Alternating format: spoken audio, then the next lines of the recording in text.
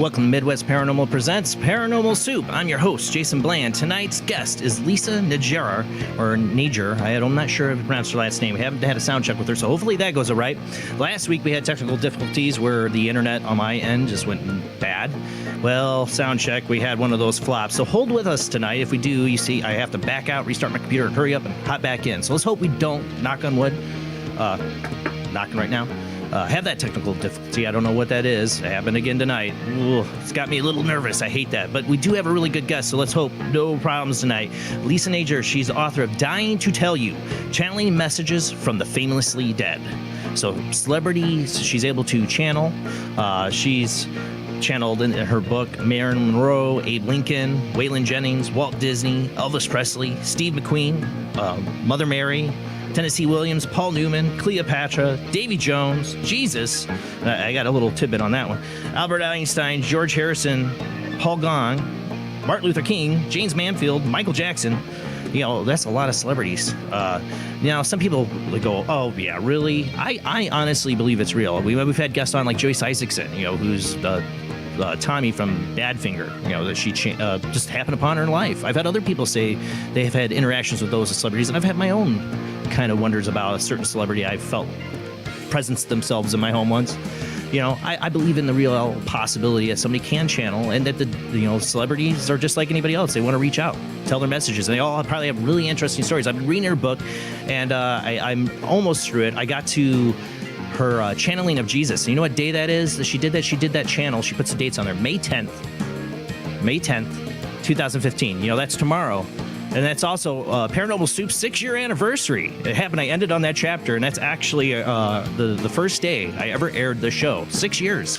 You can call this kind of our anniversary show. Tomorrow will be 6 years. I can't believe it. It's gone by so fast. And we got a lot to get to. A lot of weird tonight, too, in the World Wide Web of Weird. So let's go ahead and get rolling right into it.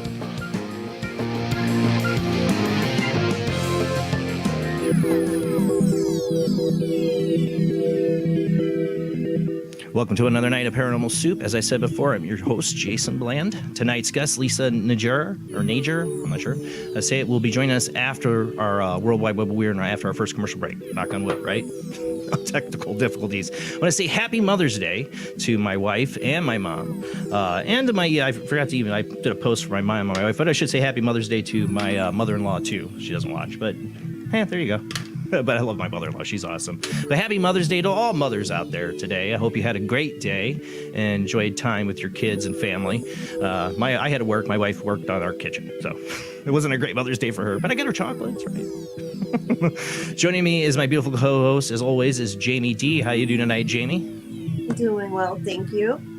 Excited to talk about celebrity channeling? What the celebrities have to say after they passed on? Of course. Yes. Rob, Autry, St. Augustine, Florida. How we doing? I'm here. You know, I got here early tonight, so I'm feeling kind of settled. Yeah. I'm not. That whole sound check has unnerved me quite a bit, because I'm like, don't have internet problems. So let's get moving on before that happens, because we got a lot to get to. So let's go ahead and roll into the World Wide Web of Weird.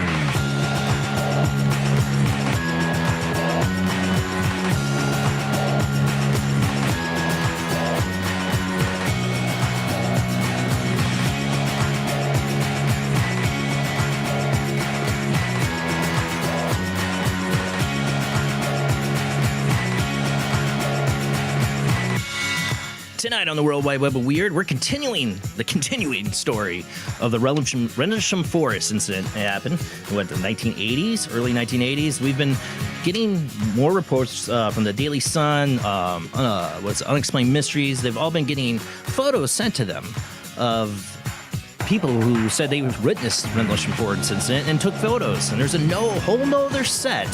So I figured we'd start out with that. For those listening on the Paranormal Radio Network, we do stream live out to YouTube, Twitch, Facebook. So we do show videos and pictures. I try to narrate as best as possible. But these pictures are incredible. You can find these at thesun.co.uk. Close Encounter, first ever photos of Britain's biggest UFO sighting, show huge orb flying through the woods with a beam of light shooting out of it. They were supposedly taken in Rendlesham Forest in Suffolk by a poacher who claims he saw the same UFO being hunted by a military team from a nearby U.S. air base.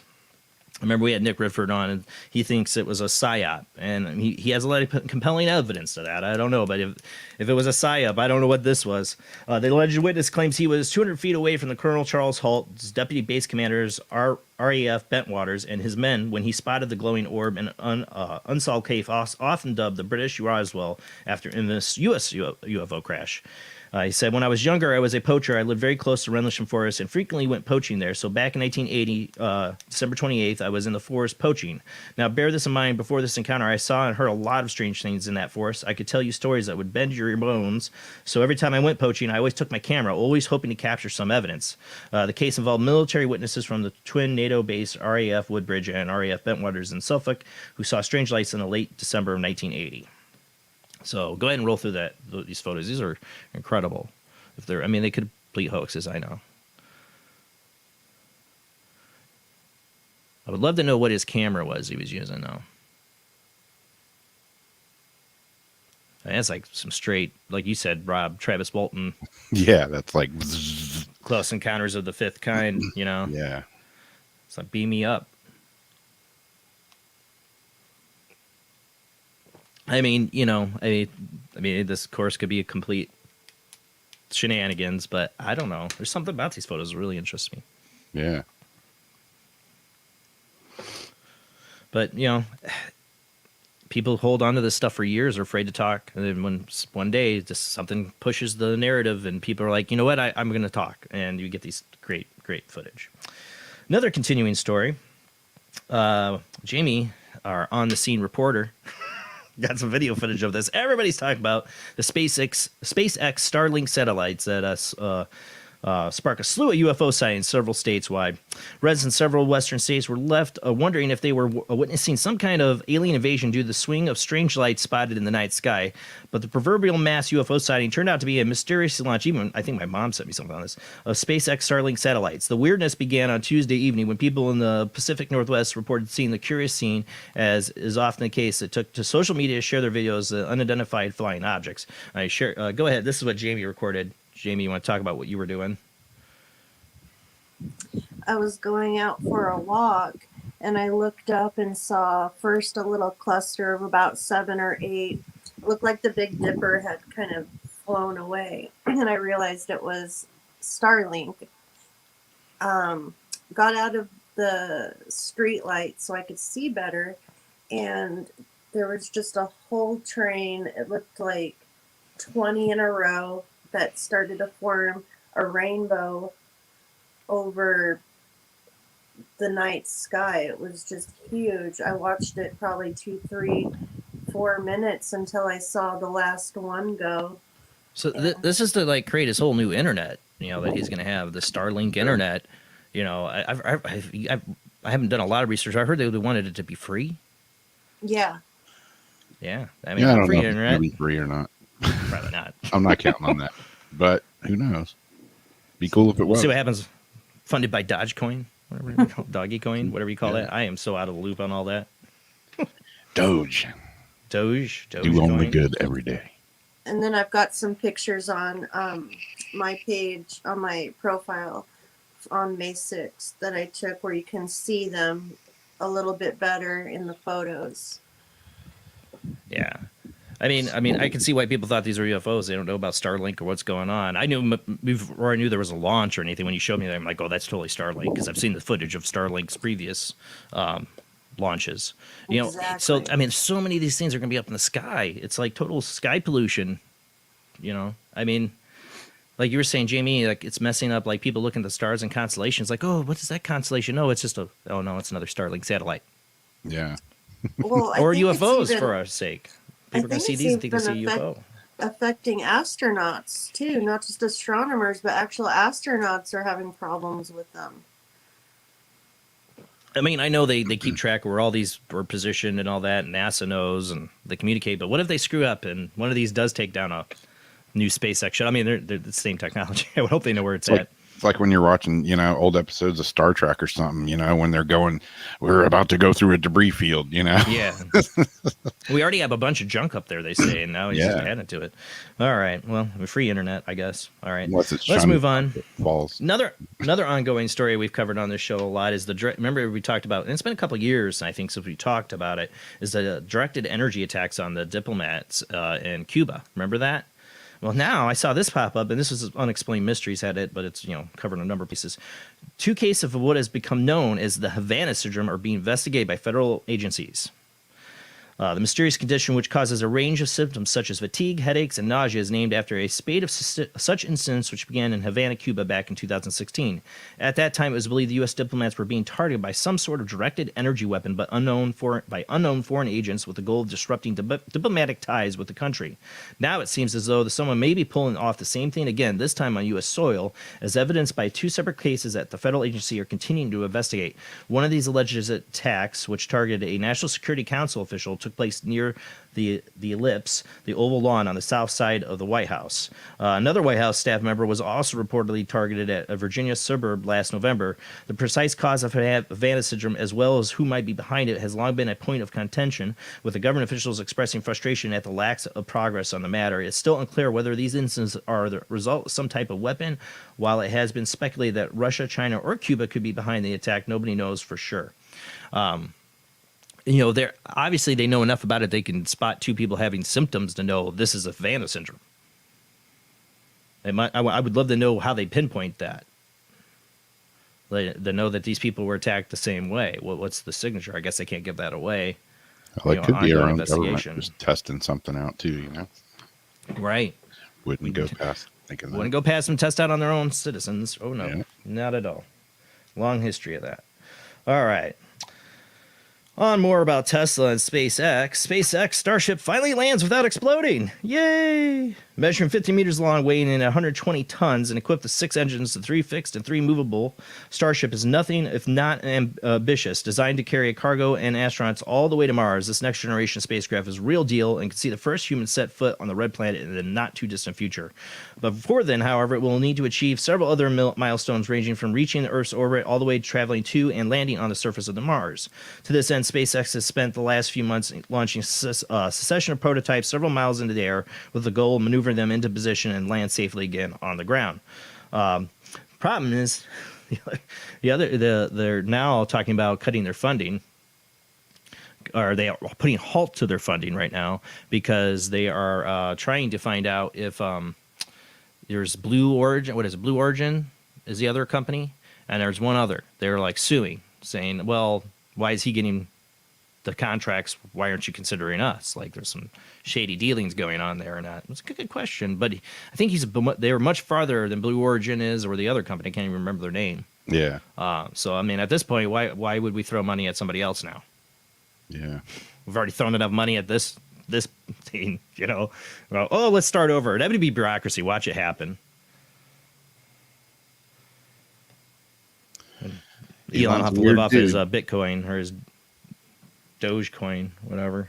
He's a weird dude, but he's got some good ideas. Yeah, we'll see what his internet's like. Yeah. All right. Rumors of shape-shifting boar demons spark hysteria in Indonesian village. Panic recently spread throughout a village in Indonesia. Several residents believe that they had fallen victim to a shape-shifting boar demon that stole their money. The bizarre case reportedly began a few weeks ago in the community of Badan, when numerous people began to notice their wealth had mysteriously depleted. As concerns began to grow, a self-proclaimed mystic stepped forward and pointed the finger at one particular individual who is unemployed, yet seemingly wants for nothing. The sorceress went on to accuse the inexplicably rich resident of practicing a very strange form of black magic. According to the mystic-fueled speculation, which had quickly spread throughout the village, the suspected individual had become what is known as a Baba Nikpet. Babi Nikpet, something like that. Such a being, legend has it, utilizes magic cloak that transforms them into a boar.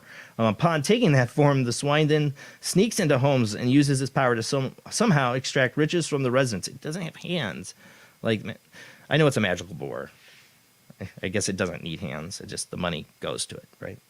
The ill-gotten loot subsequently appears beneath the cloak when the Babi Naget becomes a human again. While such a tale may sound widely implausible to some, the belief in shape-shifting boar demon is apparently widely believed in parts of the world, as in this case. But, you know, this is interesting that, it doesn't matter. Technology can go so far. SpaceX can launch all these, we're going to go to Mars. And there's still people that are going to, believe that a boar demon is shape-shifting. I think they just have somebody that's got, big pockets. Yeah, they've got like a community thief, and he's been able to like convince. But maybe there's truth to it. Maybe there is some shape-shifting. I mean, I'm a big fan of like Carlos Castaneda's Don Juan. There's a lot of shape-shifting in that, or maybe he can take control of an animal. But I don't know, why would you pick a boar? But why take the money? Like, why is why is it? Well, why not? I mean, stealing you boar. got power, got to use it. What you gonna do with it? Buy stuff. I mean, big screen TVs. I mean, I don't know. Maybe it's a person that can shapeshift themselves. That's what. Like a that's what they're witch. saying. No, that's what they mean. They said a person makes a spell, turns himself into a boar, and then the boar. I'm like, if you could pick a creature to be like, I'd be a monkey. Remember the monkey in Indiana Jones? That little monkey got around. Yeah, till there's like nobody suspected the monkey tried to poison Indiana Jones with fruit, or actually no, the other guy did. He ended up eating the poison. That's right. Don't blame the monkey. The poor monkey died, but he was a snitch. But I would pick a monkey. Why a boar? I don't understand how the boar got the bad deal on this. All right, let's move on. Oklahoma woman attempts to sell her horrifyingly haunted armchair. Oklahoma woman's attempt to sell a used armchair online wound up causing something of a stir when people noticed that the leather upholstery appears to sport the eerie outline of a person. The unseemly piece of furniture was reportedly first purchased on the internet marketplace site by Deanna Whitlock, who claims that she never noticed the odd imperfection when it sat in her home. How did you not notice that? However, when she decided to get rid of the armchair as part of a redecorating effort and listed the piece online, she was soon inundated with responses from people aghast at what they were seeing. Describing the armchair as beautiful and in good condition, Whitlock almost immediately began hearing from people who begged to differ because the nightmarish furniture clearly features what looks like to be a shape of someone in it, sitting in it. People were texting me, she recalled, and asked me, really, give us the story. Did someone die in it? Did someone melt in it? To the best of her knowledge, Whitlock says she has no idea what could have caused the curious marking. Let least one think that she feigned ignorance to drive the price of the chair up. Whitlock now says that she plans to keep the piece, which she has dubbed Henry. Yeah, it's not paranormal. I think she just tried to sell a chair, and people noticed that. How does she not know? I think the weird thing in this is that she had this chair for years, and didn't notice the imprint. Is it her imprint? It's her imprint. Yeah, she might have been sitting in it naked right after she got like her spray tan or something. No, that's an old leather couch, an old leather chair. They will wear like that. Smells horribly. Yeah. Well, no, I would never buy like and you can see. If something's going to be haunted in a house for somebody, that recliner would be it. Because, I mean, you think of so many guys that just like, it's my recliner. It's like their place to go to. They die in them. Her energy alone of 30 years, that's like a 30-year-old wear mark on that chair. I never noticed. Hold her energy, whatever type of person she is. But this is why I'm like, I honestly, I'm like one of those kind of paranoid buyers. I don't want to buy used things from people, antiques and stuff like that. Maybe it's too many of the Friday the 13th, the TV series I saw with the haunted antique stuff, or needful things kind of deals that I'm like, I don't want your used armchair because it's probably haunted. I just think it's disgusting. It is disgusting too. Like, let me sit in this spot where it's just got all the human dead cells attached to it from this person. Yeah. Let me rub into that. Yeah. No, I don't think so. Like swamp crotch in that chair. Yeah. You can see the swamp crotch. It looks like. I mean, would you buy this chair? No. I wouldn't take it if it was free on the sidewalk. Right, but people do. I put such nasty furniture I've had in this house, gotten rid of, thrown out there, and like, it's gonna sit there forever. Boom! Next day I turn around, it's gone. I'm like, why? Mm-hmm. Why would you want that? It's who wants that? You can even see her neck mark and how she would. Yeah, I don't know if it's her. She says it's Henry. I read further in another article I got because I just read the coast to coast because it was short. But the longer article, she did buy this used. She bought it used, and it had that marking on it the whole time. She's never thought about it. Oh, so it is somebody else, unknown person. It could have died in that chair. Beautiful right there. Nothing wrong with it. It's like Jesus is, what's that called? The Shroud of Turin, but it's the Shroud of Chair for somebody, you know? You can see the leg Shroud of marks Charlie. down on the cushion where the legs used to hang. Like whoever had that chair, they lived in that chair. Well, yeah, and they might have died in that chair too. That's what I think. That's why I get why people are like, "Are you sure it's not haunted?" Tell them it's haunted. You're going to sell it for real big bucks because there's always a sucker out there for that. Triple the price. Yeah, at least it's wipeable. That's why I always laugh in these inns or hotels and stuff like, "Oh, we don't want the reputation as being haunted. We don't let people know." I'm like, "What are you talking, man? You need to tell people because you're going to get some business." Yeah. I'm telling you. All right, let's move on to the last thing. One of the things we've covered on the show for a while, because I'm paranoid and raised in the doomsday generation, is I've talked about Satan 2. You know. And who could it have been? Let's see, I don't know. Let me think. I have long church lady cut. Who could trick us? Does anybody know what Satan 2 is? I've talked about it on the show before. Quiz. Satan 2, the nuclear Russian missile testing is going to begin in a couple months. Yes. Son of Satan, the Russian military is prepared to launch 3 tests of its powerful new nuclear weapon, the RS-28 Sarmat, which has earned the nickname Satan 2.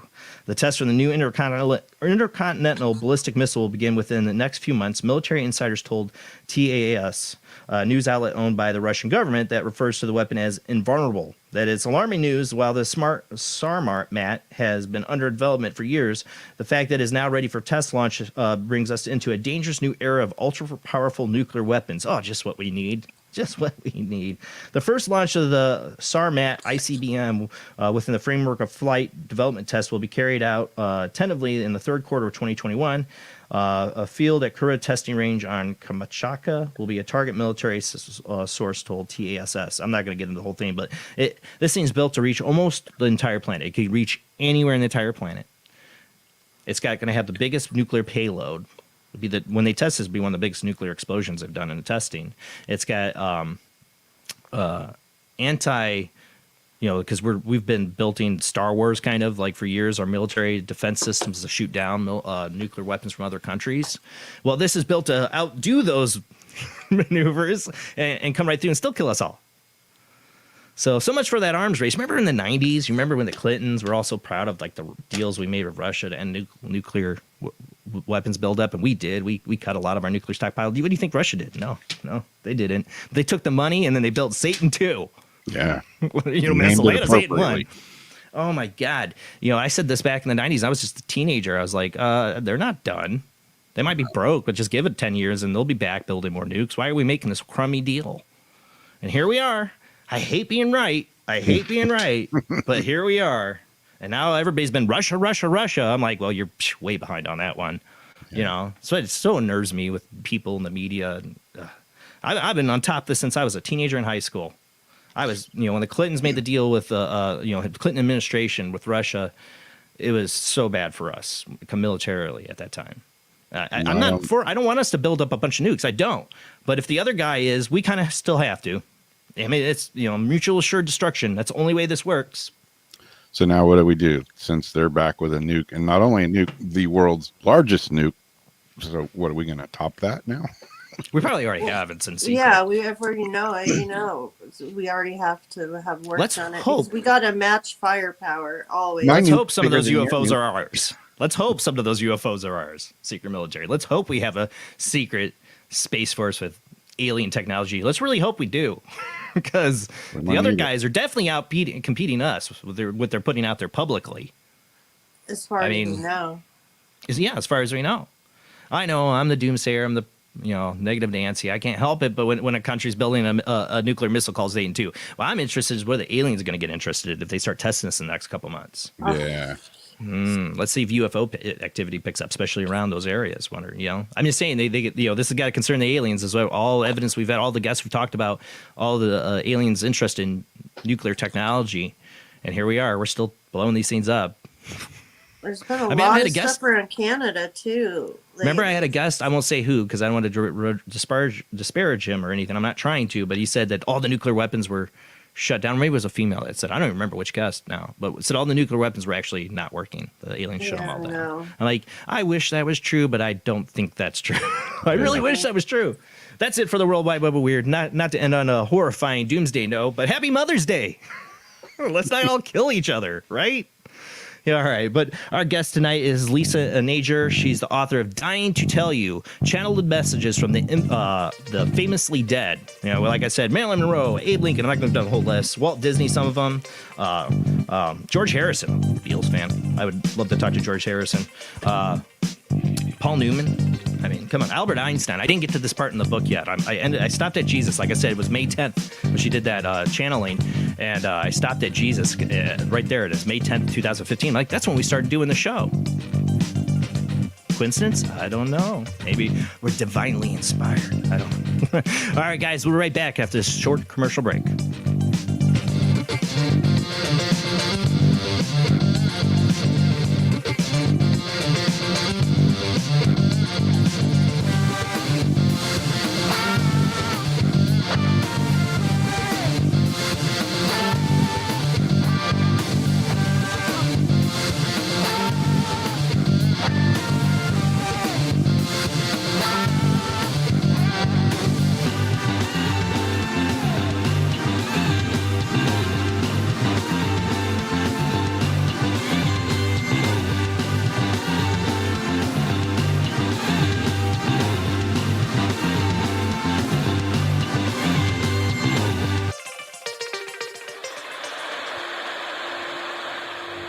Join us every Wednesday night at midnight Eastern Standard Time for Weird Wednesday, the live stream, with your hosts Jamie, the Living Dead Girl, and Rob, the Phantom, where we'll talk about all things paranormal, including zodiac, astrology, tarot card and oracle card readings, live ghost boxing and spirit communication, where we'll do Voices from Beyond, the Cold Case Files.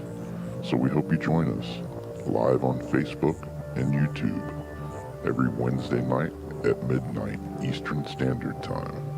We hope to see you there. Bye-bye.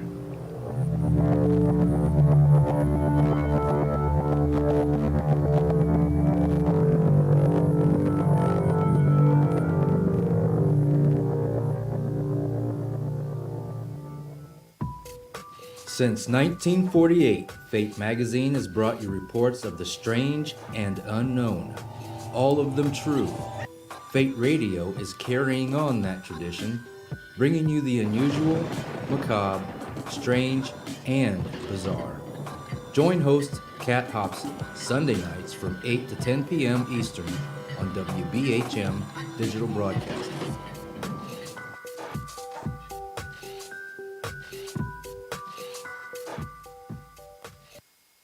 Of the second kind, physical evidence of a UFO. Close encounters of the third kind, contact.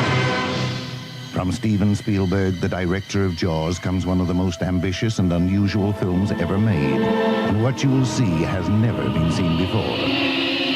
It's a cosmic mystery crossing what many scientists believe will be the next threshold of human experience. It's called Close Encounters of the Third Kind. It begins in an Indiana town and leads to one inescapable conclusion. We are not alone.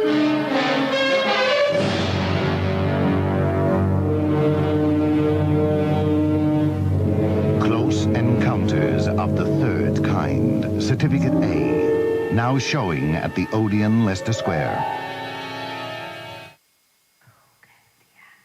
The international chart-topping, Haunted Horror of Haverfordwest has been described as terrifyingly real, a must-read, shocking and chilling brilliance, genuinely worrying, utterly frightening. Don't read before bed. Described as one of the spookiest writers out there, best-selling author G.L. Davies presents Haunted Horror of Haverfordwest. The true paranormal account that is shocking the world. Dare you enter? Dare you read? Haunted Horror of Haverfordwest is available on Amazon, Barnes & Noble, Kindle, and wherever books are sold. Pray you never have to live there. This is the sound of a space clock aboard a U.S. satellite 180 miles above the Earth. No one winds up this timepiece. It's powered by a tiny battery, a battery that delivers power for years without replacement. Now the same type of battery, the Duracell battery, can bring new reliability and long life to your battery-operated equipment. Radios, cameras, toys, all run far longer. Duracell batteries, the long-distance power cells, outlast any ordinary battery. The same type of battery that keeps space clocks running for years can bring long life to anything powered by batteries. Dura, as in durable. Cell, as in power cell. The Duracell battery, made by Mallory. Are you intrigued by Paranormal Talk Radio? You'll love the new Paranormal Radio app from Talkstream Live. You'll find a great selection of talk shows covering UFOs, ghosts, strange phenomena, and much more. Download the Paranormal Radio app now and start listening to the very best in paranormal talk entertainment, including the network you're listening to right now, the Paranormal Radio app, free in Google Play and the iOS App Store. Switch to DCS ranging. 240, nominal to profile. We're in the pipe, 5 by 5.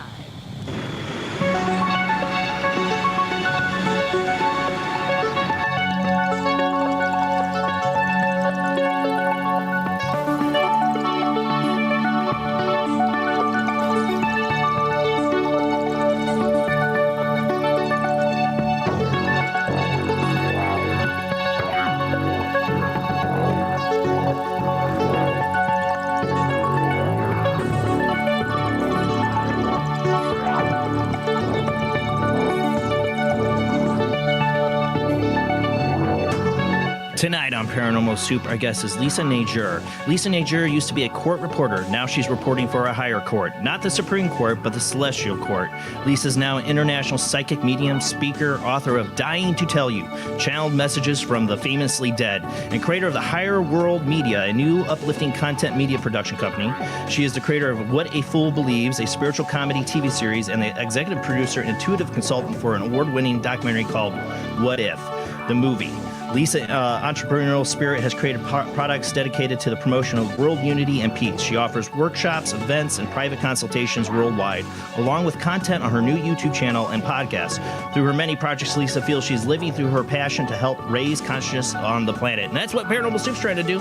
We're trying to raise consciousness here. That's why we have all these different perspectives and ideas and trying to open your mind. And open your mind to this. We've had Joyce Isaacson on, who's talked, she believes she has a connection with somebody she never knew in life. Tommy from Badfinger. We've had other guests have channeled famous people. I believe in the possibility. I mean, if you can talk to the dead, why can't you talk to the dead that were celebrities? And they obviously have messages they want to get across. And there's a lot. I've been reading her book, and I'm like 85 pages in. And these experiences, it's like you're getting a little window picture, as best as they can describe it, of what the afterlife is like. Even though a lot of it's undescribable, it's really interesting. I highly recommend you check out Dying to Tell You, Channeled Messages from the Famously Dead. And our guest tonight, we're going to talk all about that. And we will take your phone calls later in the show, but let's go ahead and get to our guest.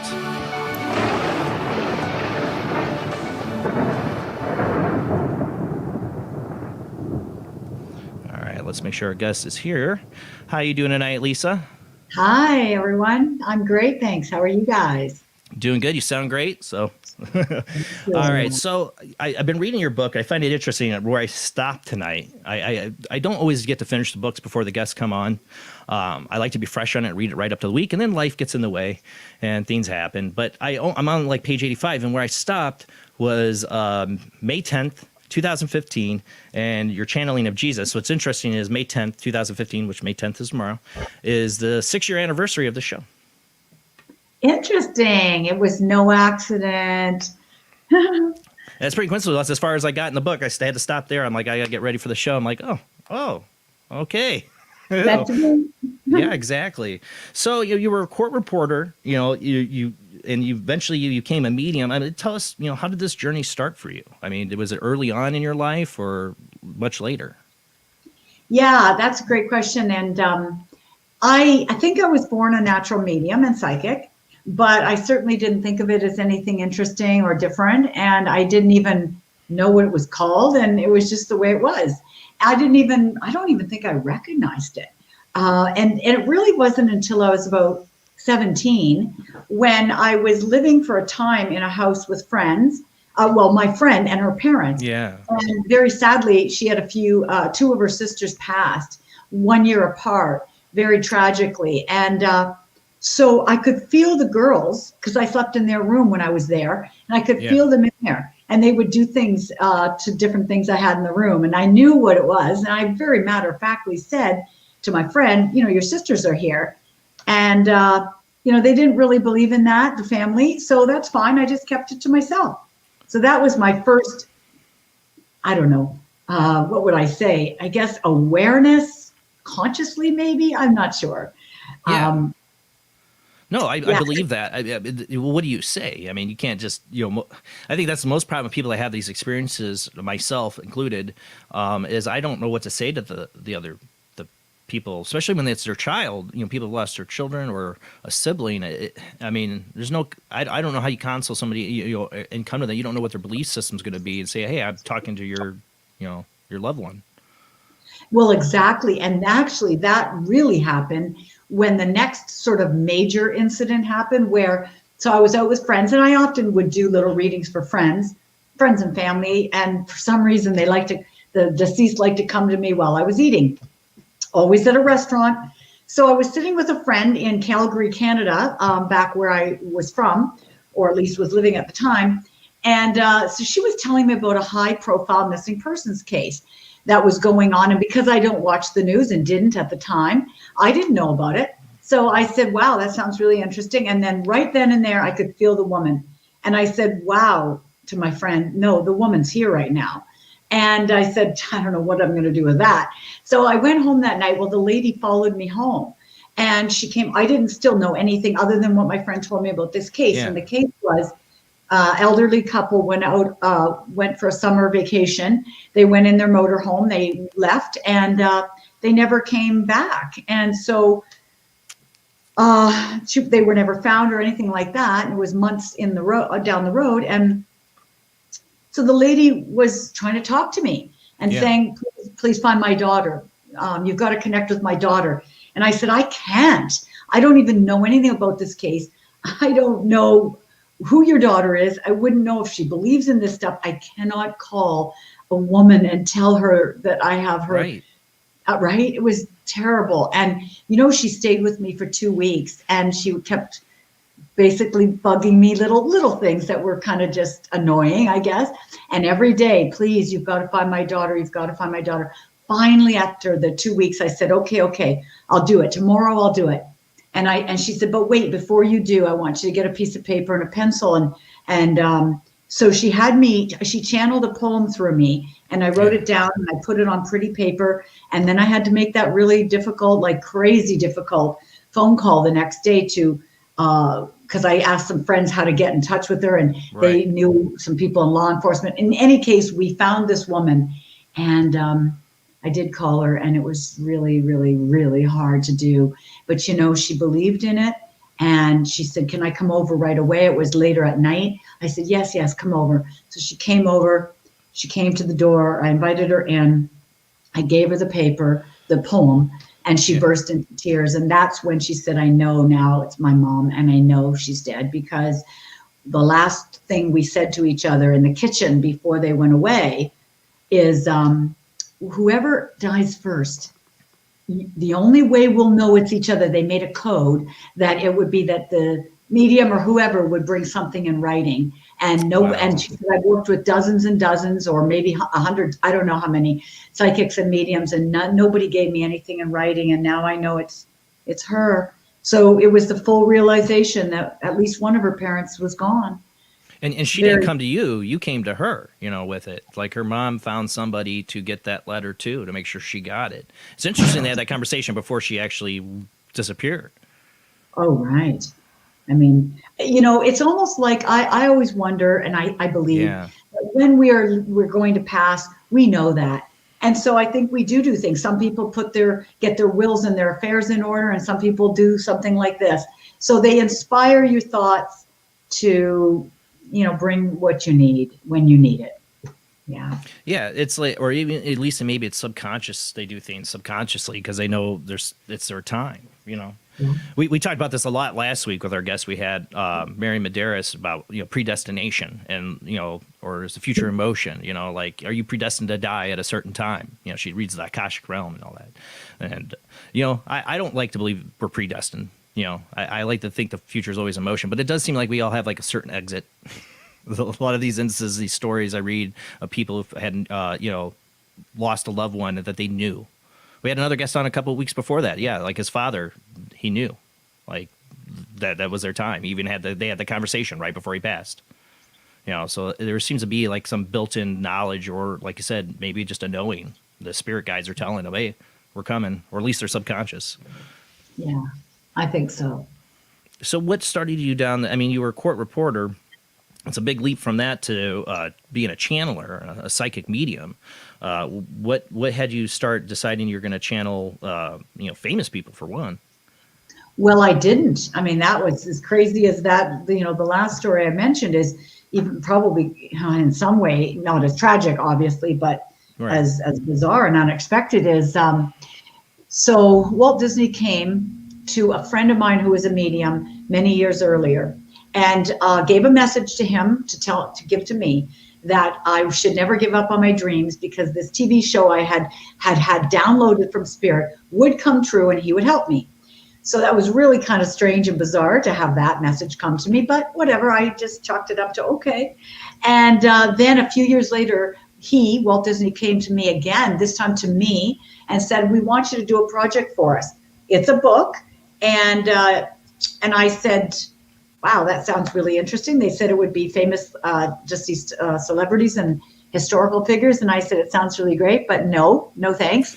And I never did another thing of it. It wasn't until a few years later, when on Good Friday of 2015, that's when George Harrison and Abraham Lincoln and Walt Disney came back and said, "Okay, now will you do it? Your son's in university. Now will you do it?" And I said, "But I don't know why you'd come to me. I'm not a writer. I don't want this. I don't write. I can't write." And they said, no, but you take dictation and that's what you do for a living. That's all we need. And I said, all right. So I very reluctantly did it. Very reluctantly. It's not a thing I would ever want. And when I finished, and that channeling took no time at all, but when I finished, I said, all right, listen, I did what you asked, but I am not making one effort to market this book, to advertise this book, to do anything. I don't know how to do that. I don't want to do that. It's going to sit on my computer until such time as you orchestrate something. And they said, don't worry, we'll orchestrate everything for you. Because I said, I'm not putting any effort into this. You want this, you guys do it. You've got all the power up there, do something. And that's why I was really not interested. I don't follow celebrities. I knew nothing about celebrities. I didn't know who was dead and alive. Didn't know how anybody died. I knew nothing about anybody because I'm not interested in it, quite frankly. I'm one of the maybe few people that could care less about them. And they said actually that was one of the reasons they picked me, because I could care less about them. Yeah, they don't want to you to be googly-eyed over them. But I would over George Harrison. I'm not a big celebrity. The living celebrities right now, I could give a crap about what their opinions are on anything anymore. But dead celebrities, I'd love to know what happens afterwards. George Harrison in particular, a big Beatles fan. So that would be awesome. And give it to Walt Disney to bring in the big names. He's got to bring in George Harrison and one of the Beatles, and he's got to bring in Abe Lincoln. Emancipation. Exactly. Now I knew he was dead, and I really wasn't interested in most of them. I love the Beatles too, but honestly, I didn't read about them. I knew nothing about them, and it was just kind of interesting. The whole thing was just all kind of. What was really interesting is that I was using to get myself in the zone for the channeling. I picked My Sweet Lord, because he had come on the Easter weekend. I picked My Sweet Lord because that song I loved, and it put me into this joyful place. And then while I was channeling, I would use Deva Premal's Gayatri mantra. And so I played that. And it turned out that was one of the ways that this message got out there, is because I, not only George, but Mark Twain commented on her music. And I thought, I'm going to let her know. Who knows if she's into this stuff? But I did. I sent her a little Facebook message or something and said, I've channeled this book and 2 of my celebrity guests have commented on your music. Would you like a copy? And she said yes. And unbeknownst to me, that was a good topic for her, and she enjoyed it. So I sent her the book, and then she promoted it on her concert tours and everything. And if it wasn't for her, I don't know. I'm sure they would have brought somebody else in, but. Well, you get compliments from Mark Twain. I mean, you're going to go with that promotion. Right? Yeah, right. And I always say to, about her as your music was a soundtrack to the book, because that's what it feels like. I mean, but yeah, it's a high compliment. Right? Well, it tells you that they're still involved, or they're still paying attention to what's going on. That's interesting in itself. That's a whole rabbit hole to go down, and that Mark Twain is still keeping up with some kind of music. Before there was really like a music industry. Well, not only that, but I've gotten to be friends with her and do different sessions. We call them fun sessions, where we just kind of see who comes. And so we were doing a fun session on June 11th of last year, and George Harrison came in. He comes in quite a bit for me personally.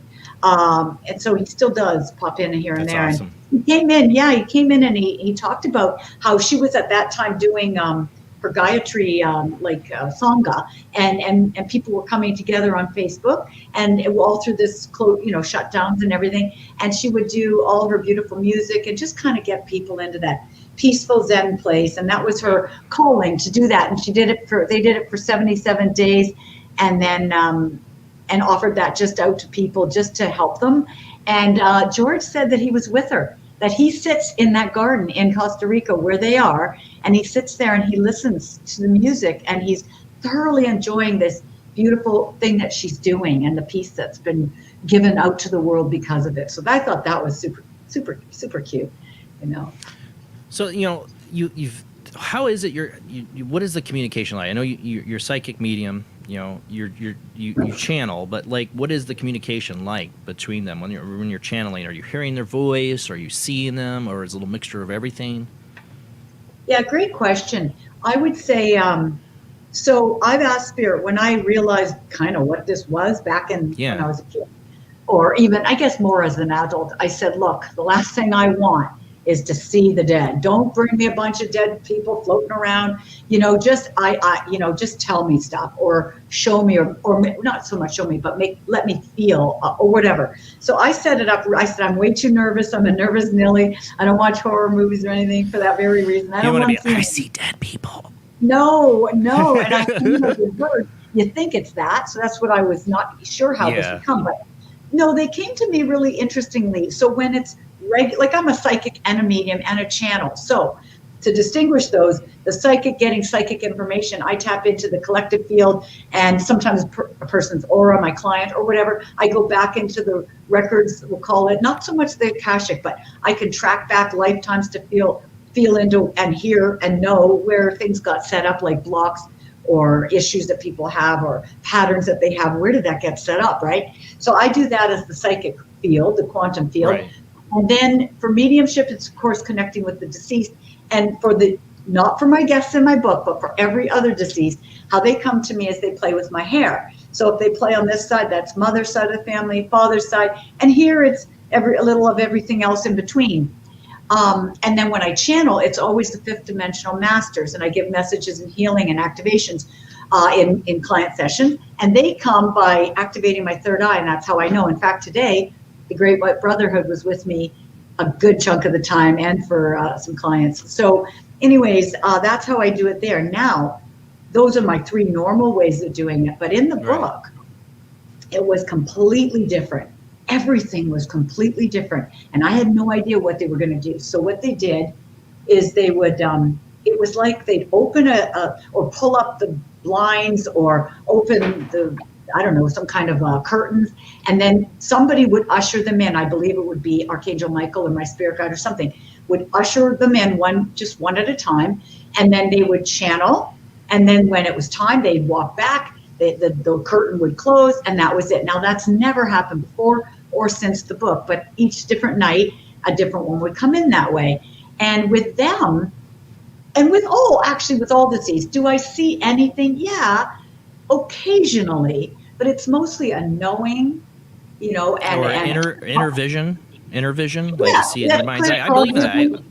Yeah. I've had those experiences. I mean, people ask me, well, why do you like, people who hear I do the show in my life and they're like, why do you believe in this stuff? And when it comes to the psychic realm, I've had my own personal experiences. I mean, I knew somebody's name from holding their picture. I know the audience has heard this before, but that after that, I mean, I not only knew their name, first name and last name from holding a picture of them, I knew they hid stuff in the house and they were an alcoholic. I just had a knowing.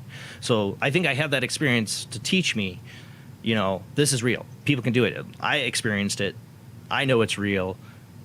Now I can accept that other people were. Because before that point, I was in my early 20s when that happened. It's not that I didn't believe in psychics or mediums, because my mom had a very powerful experience with one when I was just a little kid, that made me, just from her story, a believer. But it was like deep. I still would question everybody, and I think people should be a amount of skepticism. But after that experience, I accepted there pretty much was already up to that anything's possible. But I really accepted that this is something that people are really communicating with the other side. And I didn't know this person. I had this communication. I had no personal knowledge of. I had no connection to, at all. And why they would come to me, and try to get this information, I could still not tell you to this day. Well, very interesting, and obviously, yes, that's psychometry that you were doing, and I'm teaching. I'm right just at the beginning of teaching a sort of an ongoing. It's anyone can drop in and start anytime they want, but it's Increase Your Intuitive IQ course. And of course, my basics class started out by explaining that we are all intuitive, every one of us. And then there's different clairs. And so obviously you have the psychometry gift. I don't have that one technically. I've tried it a few times, and could I develop it? Maybe. But I've got certainly clairaudient. I hear, but not always, but I do hear. Yeah. Of course, the knowing, which is claircognizant, clairsentient. I feel. Those are my strongest gifts, I would say, but I've had the smell when Paul Newman came in for the book. I always knew it was him because I smell cigarette smoke. So that was how I knew it was him. So yeah, we don't all have all the gifts. Some people have one, some people have 5, some people have more. I mean, it depends. And can we develop it? I think so. Like I'm going through all the different clairs with my groups, and they're having fun to explore it and see what do they have and what would they like to develop and all of that stuff. I love that. I had my early 20s. I got really into after that, I really wanted to get into psychic development, see if I could develop it. And then I got kind of scared of it. Because I think when you go out there and you say I'm a psychic or I'm a medium, there's this whole, perception people have that's generally produced from Hollywood, and people have a very bad perception of mediums. I'm talking about the ones that believe. But sometimes I think people put too much expectations in a medium and what they could do. You're not God, You're not super powerful or anything like that. But you're open to something. You're open to a communication that others are looking at, I guess, or listening to. Well, yes, and also people ought to be. I started back when I was 18, probably 18, and I was living in Toronto going to school. I took up a tarot card class. I thought it'd be so cool. I did my 20s. Right? And then, but halfway through the class, I got scared and thought, maybe this isn't cool. Maybe this is inviting this. Maybe it was that. Right. But you know what? Demons. There's nothing wrong with that. You should have that, because I'll tell you, and our listeners, listen, there are dark forces. There are dark energies. There's dark energy, and it is so prevalent on this planet right now. You wouldn't believe it. And I believe it. So every gift can be used for good and for not so good. And there are many people that use it for not so good. And so people they really ought to be skeptical, and not to the point where they won't open. But if you're it's almost 101 in a class to know that make sure that the people you connect with, the beings that you connect with, if it's of course deceased, then it's that they work with the light, for the light, they're through the light, in the light. I go through the whole thing. And if it's ascended masters or anything else, higher than that, higher, I vet them. So today when, Jesus came in for a session, and I forget who else, Anyways, they came in. I don't just take it at face value. Oh, that's Jesus. Okay, great. You're Jesus. No, there are fake Jesuses. There are fake entities that pretend they are a master. And if you're not, even, professionals, we get fooled. So I vet them. And by that, I'll ask Archangel Michael to fill them with white Christ light. Then I ask him that the angels of the violet flame to fill them with the violet flame. If they stand there, they're legit. If they run, because no being that's not of the light would want to be filled with white Christ light, I'm telling you. So that's what I teach my people in my class, my students, and I do it myself every reading. I do. Well, I find it interesting because you mentioned that there's could be fake Jesuses coming through or whatever. I mean, when you talk about Jesus being one of the biggest celebrities of all time, or anybody that's a celebrity, it's like, if you believe in the universal consciousness and that consciousness affects reality, and think about it, everybody has certain pictures in their mind of these celebrities. They are they creating their own topa, like the Tibetan ghost in a way, like, they create something else, people don't really know who these celebrities are really deep down, do they create this like false consciousness ego theme creation? I know I'm getting way out there, but in the realm of the astral realm or something, they create this because we make these false idols of people. Oh, I think that's really relevant, and that's a great point. And you know what? That's the other thing. Yeah, you don't know. And I always say to people, even with my book, I don't care if you believe it. It doesn't matter to me. I'm not out to do anything to anybody. I didn't even want to do this. So take it if it fits, leave it if it doesn't. I could care less. And what I do say is, if you resonate with something, then fantastic. If on some level, it takes you closer to God, great, that's fantastic. If it's not a fit for you, no problem. And so I just go by and I try to help people to understand, go by how you feel. Because again, we're all psychic. So if we feel off, like if I come in contact with a book, a person, a healer, a program that feels off, I get pinpricks. That's my way of getting them. Other people have other things happen. So I know right then and there, nope, too low vibrational, stay away from this teaching or this guru. And there's some, of course, we know lots of famous people all day long that are into all kinds of things. And the people in my book, there are all kinds of reports, that, some of them were into this or into that. Even if it's true, and I wouldn't know because I didn't want any of that kind of information in my book at all. Right. So they would know better than to tell me anything like that. Even if it's true, Jesus, I had a profound experience. Yeah. Many, many eons ago, it feels like, where Jesus showed me murderers, rapists, pedophiles, every thieves, all of them. He showed me a movie film of them all. And with each one, he said, "What do you see here?" And I said, "They're perfect and beautiful," because I saw the essence of that person. And Jesus wanted me to see with my God eyes. And I did see it. And so he said, "Now go back and tell them what I have shown you here." So it doesn't even matter. Let's say somebody did do this, that. Do you think I didn't? Of course I did in some lifetime. I know I did. We were just talking about this. We all last did. Week. Yeah. Well, if you get into the realm of past lives, and all of us have been murderers, liars, and thieves in a past life or now, then nothing matters. There's no judgment, because you're just as guilty as the other person.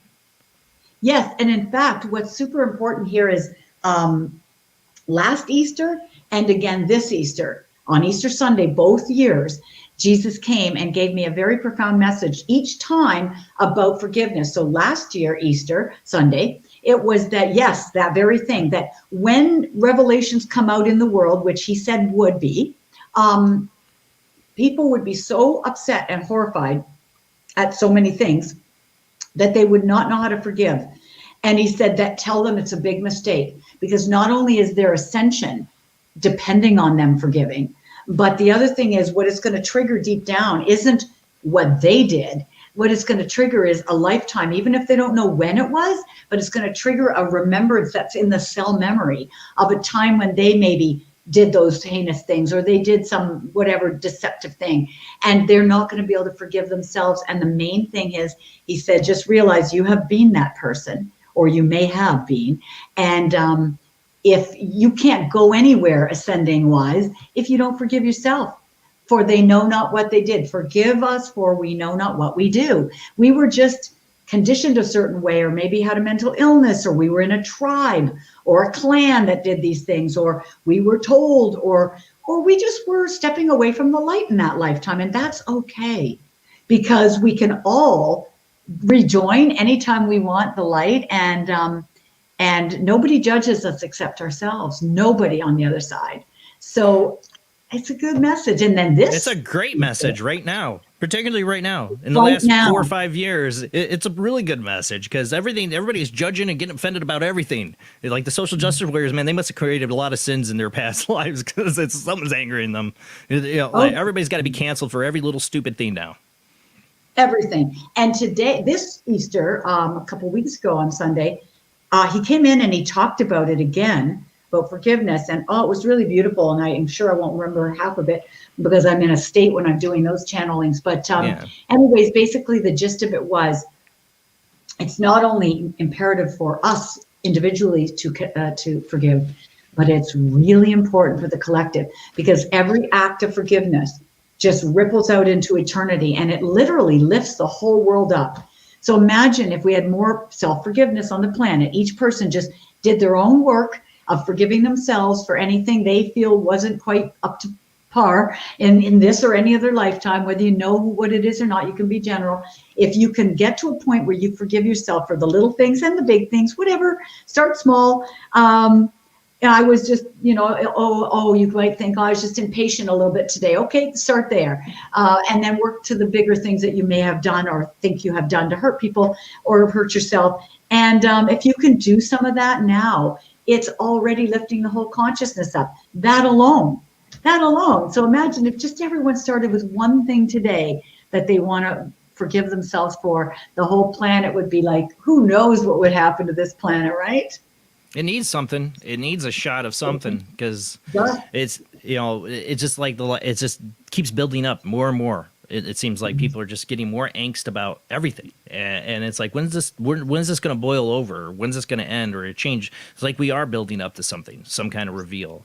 The hard pill for me to swallow on this, we, like I said, talked about this last week about no judgments and all that stuff, is being a parent is people that hurt children. I don't know what part of my soul. I mean, maybe I committed that in the past life, and that's why I got to try to forgive them. But that to me, like, that brings out a murderous rage in myself. I could do horrible things to somebody who done that to a child. I just say, and that's a hard one. That's a hard pill for me to swallow. That part of it right there. That's when people hurt children, murder children, rape children, abuse children. That's when I wish for a hell. And I know that's awful. I know in the bigger picture that's an awful thing to say and think, but it's how I feel deep down. That's how I still can't change that. I got many more lifetimes to go, I guess.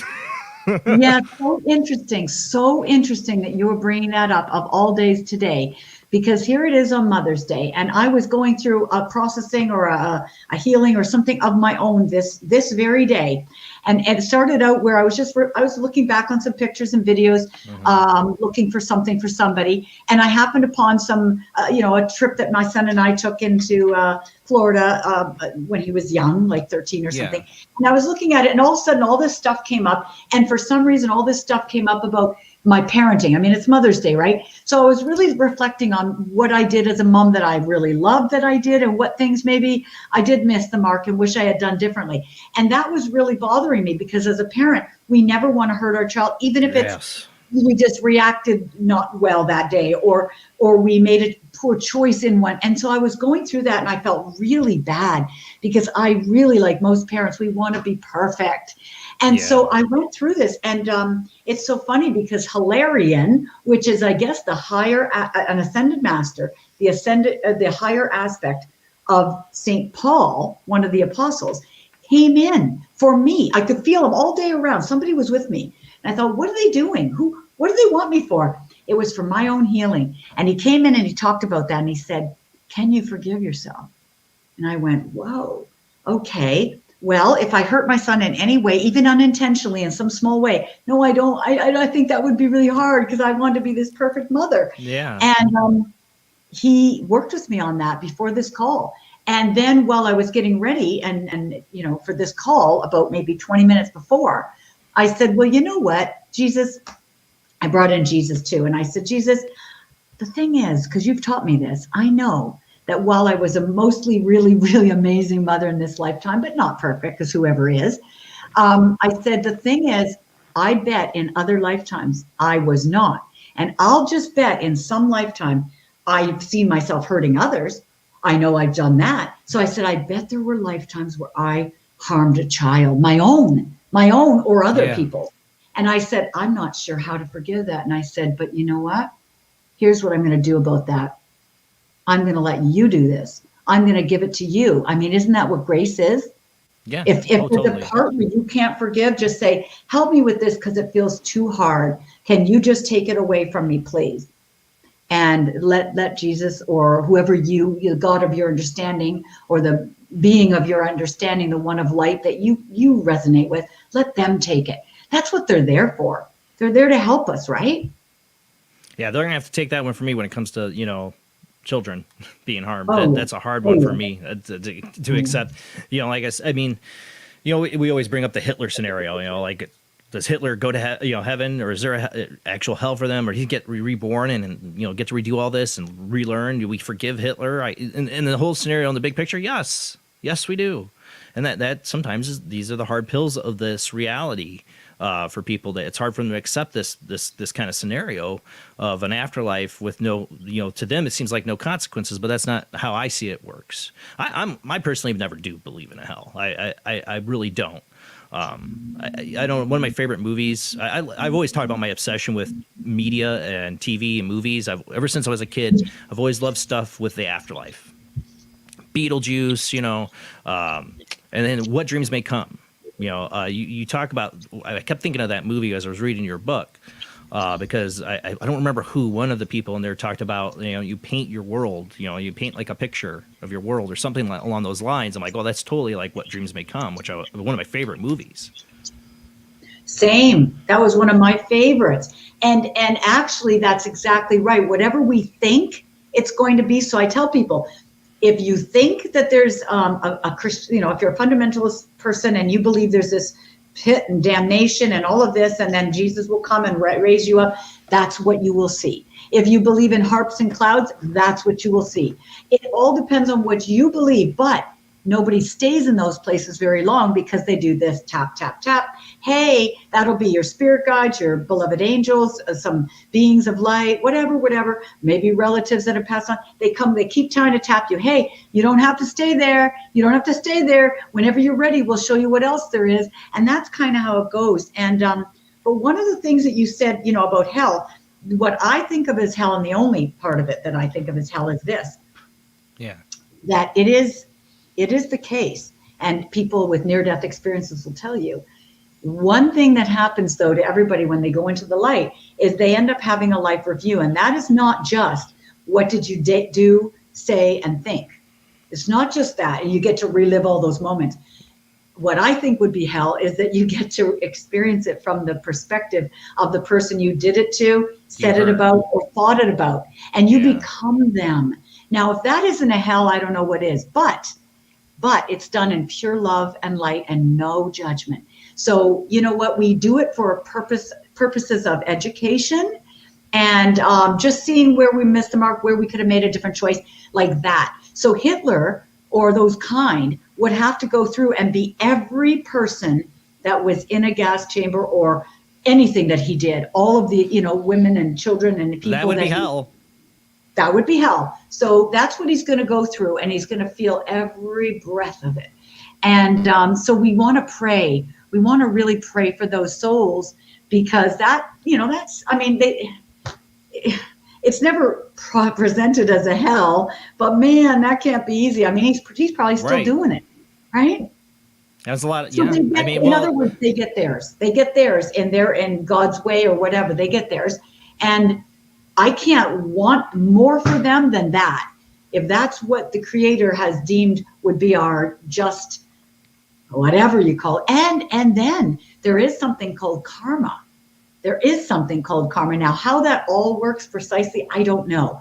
But we definitely, like the readings I do, are you kidding? I'll see somebody and they'll wonder, why are they, you know, as an example, one person there, this fellow, he's taking care of his parents, always felt this, he had to take care of them, no matter what, for his entire life. Well, I go and I track back where that got set up. It got set up because in a past life, they gave the child up, put it on a doorstep. They, for good reason, but it doesn't matter what the reason was, they did. Right. They had to, they felt they had to, so they did. And not that they got punished by karma, not that God or somebody said you have to go experience the same thing, but we as souls want to. We want to balance some of this stuff, and we want to have that experience of knowing that, and to learn and to have experiences for whatever reason. And sometimes maybe there is a complete balancing. I don't know, but I know that that's what grace is. And when you can't get to a place and you just feel like, okay, do I have to go through every little thing that I perpetrated on somebody? Do I have to? No, I think maybe grace comes in there. But again, that's not we'll have to take that up with the creator to find out how it all works, because I don't know. Let's hope it's not like another favorite movie of mine called Defending Your Life, where you have to have lawyers and you have to defend what you've done in a courtroom before you move on. I hope it's not like that. It was a hilarious movie, though. But it is. Yeah. But I hope it doesn't involve lawyers, the afterlife, like that. I really hope not. Well, they won't cost in the afterlife. We know that. Let's hope not, right?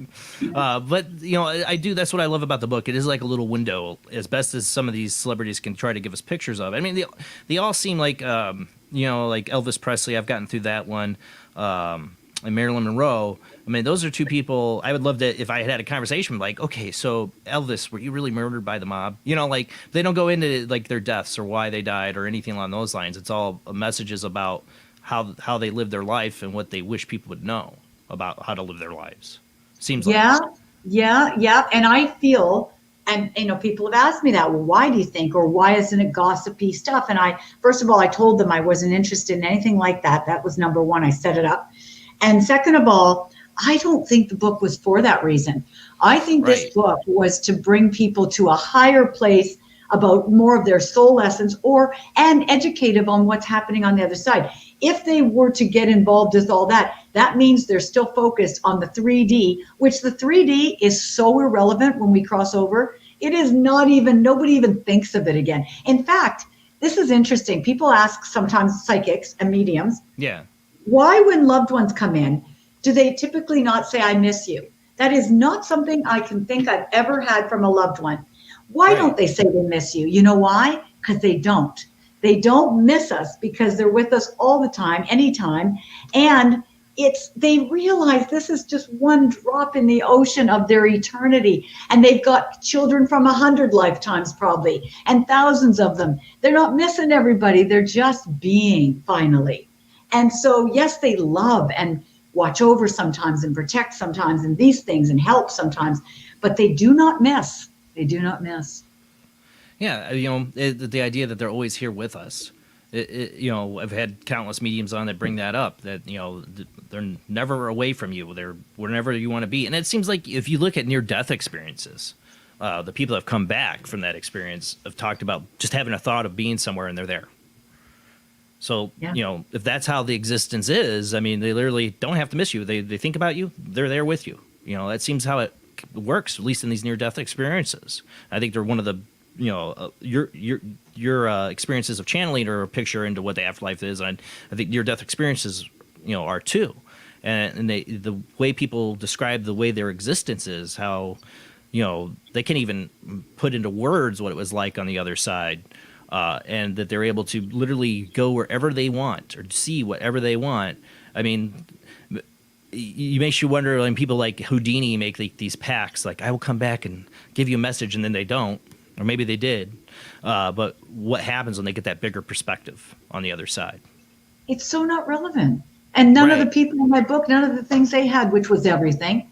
They had fame, fortune, money, influence, power, love, intellect. They had it all.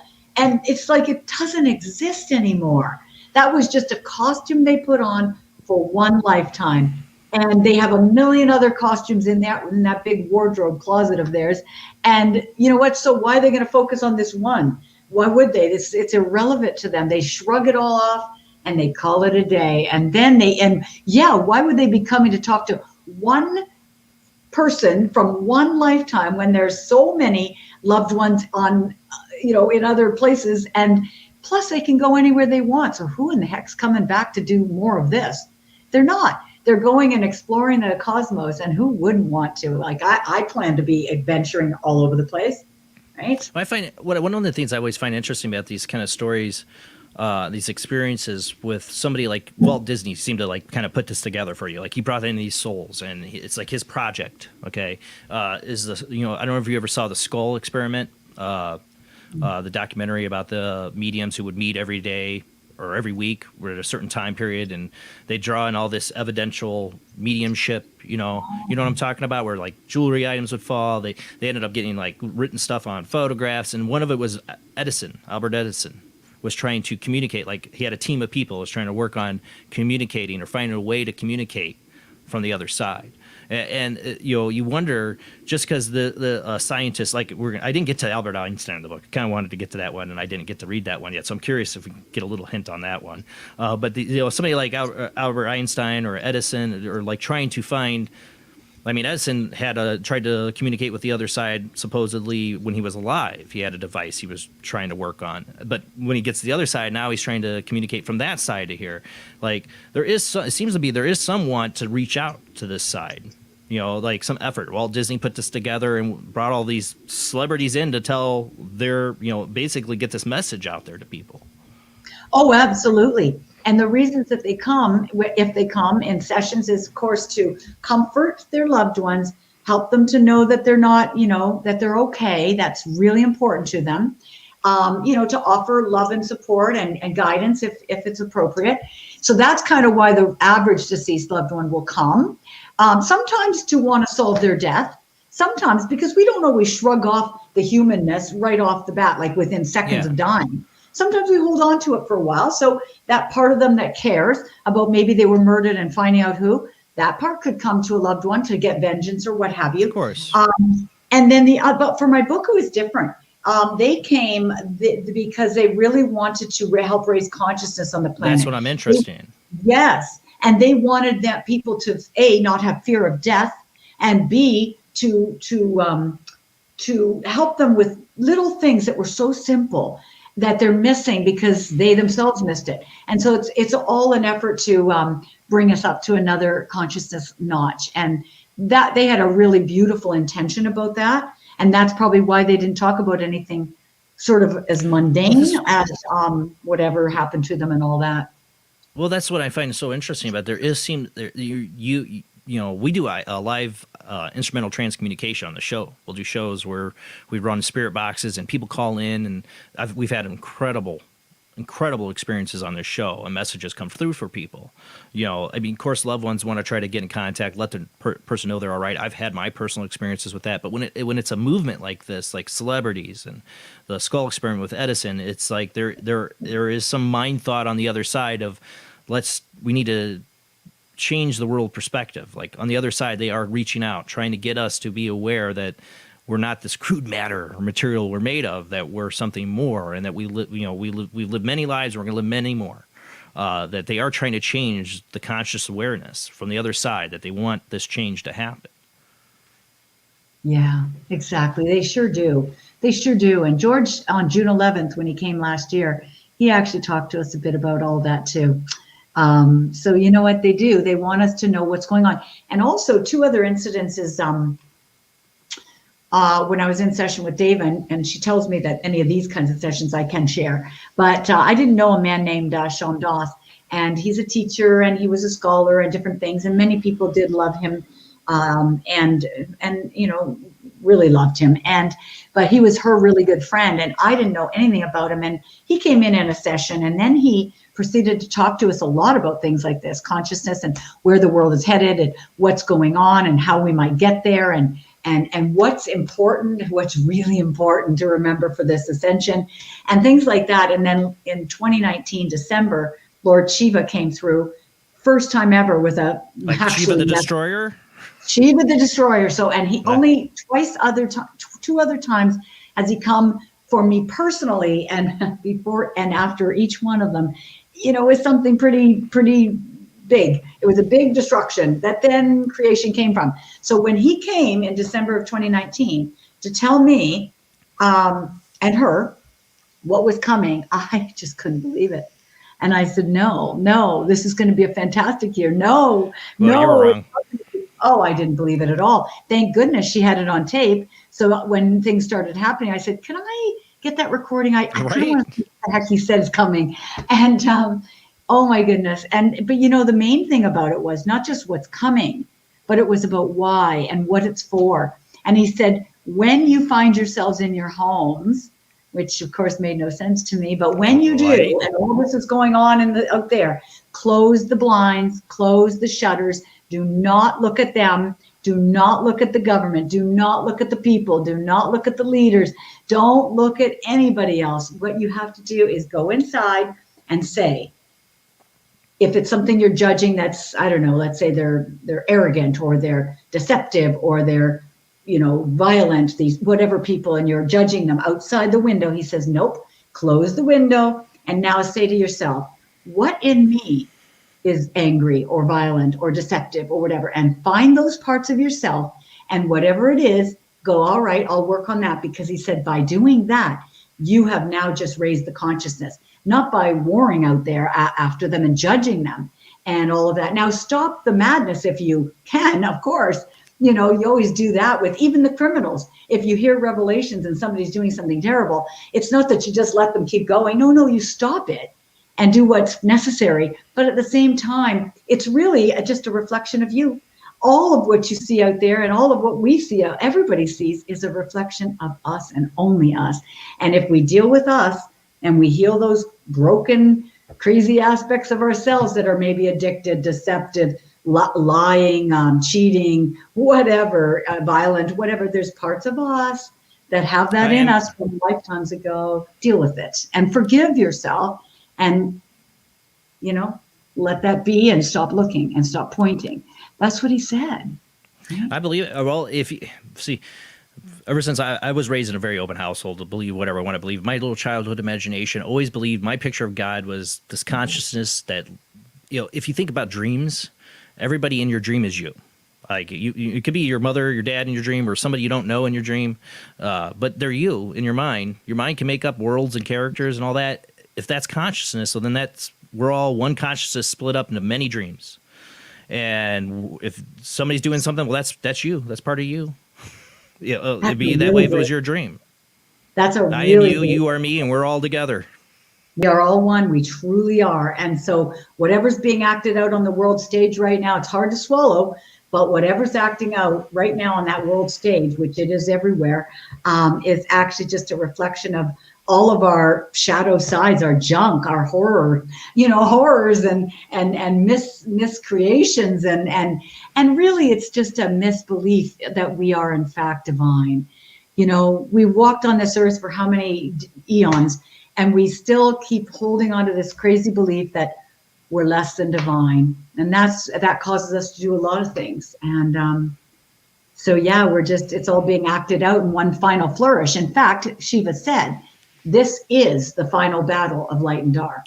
He made it very clear in 2019, December. This is the final battle, and it will be light and dark battling it out right now. And we're supposed to be rising above and creating a whole different reality and ascending. So, how that's going to look and for how long, gosh, you know what?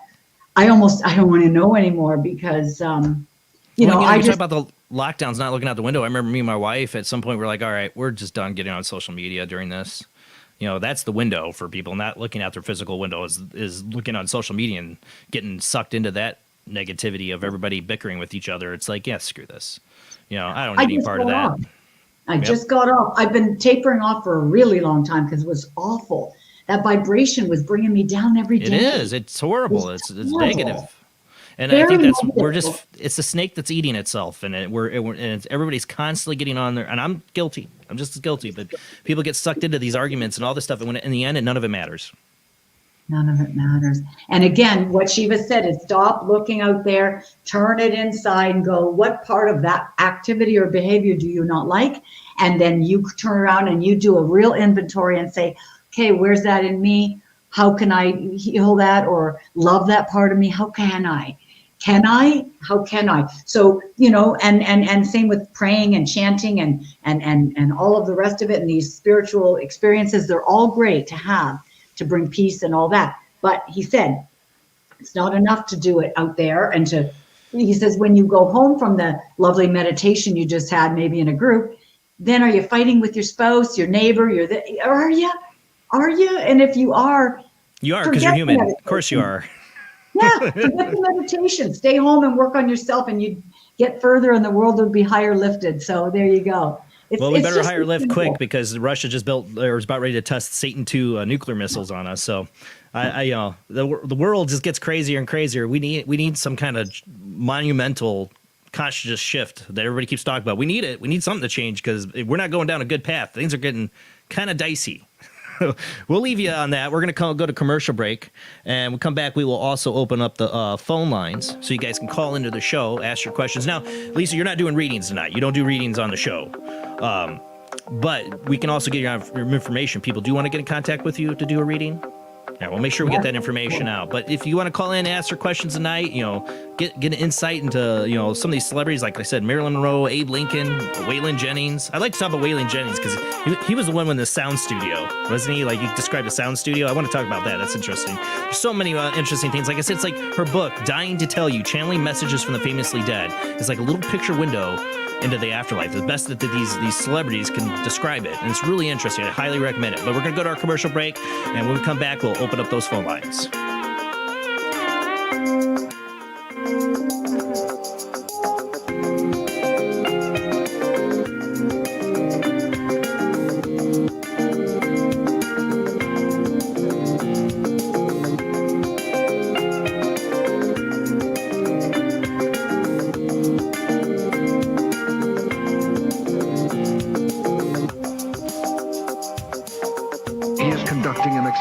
Into the combined effects of sensory deprivation and hallucinatory drugs. The subject of the experiment is himself, and the experiment is out of control. Ken Russell's Altered States, a film that must not be missed, is in the West End now. Altered States, Certificate X.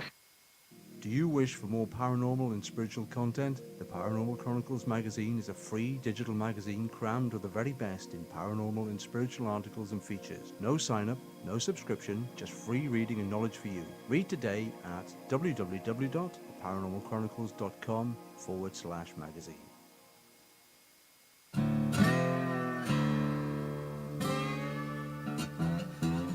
Oh, come on. I'm Southern, but...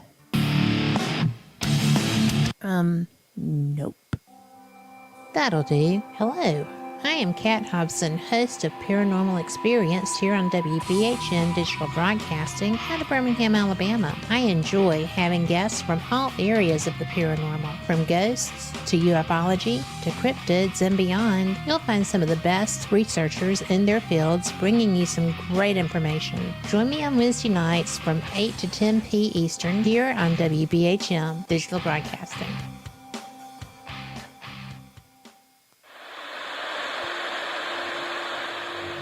Join us every Wednesday night at midnight Eastern Standard Time for Weird Wednesday, the live stream, with your hosts Jamie, the Living Dead Girl, and Rob, the Phantom, where we'll talk about all things paranormal, including zodiac, astrology, tarot card and oracle card readings, live ghost boxing and spirit communication, where we'll do Voices from Beyond, the Cold Case Files. So we hope you join us live on Facebook and YouTube every Wednesday night at midnight Eastern Standard Time. We hope to see you there. Bye-bye.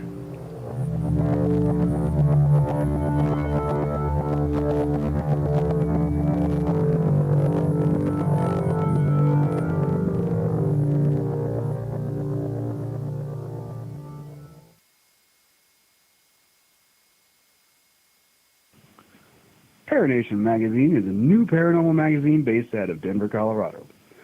Our goal isn't just to give you the best paranormal content out there, but to promote paranormal unity. We're doing this by giving everyone an opportunity to tell their stories and to share their experiences. For more information, follow us on Facebook at Paranation Magazine and soon, paranationmag.com.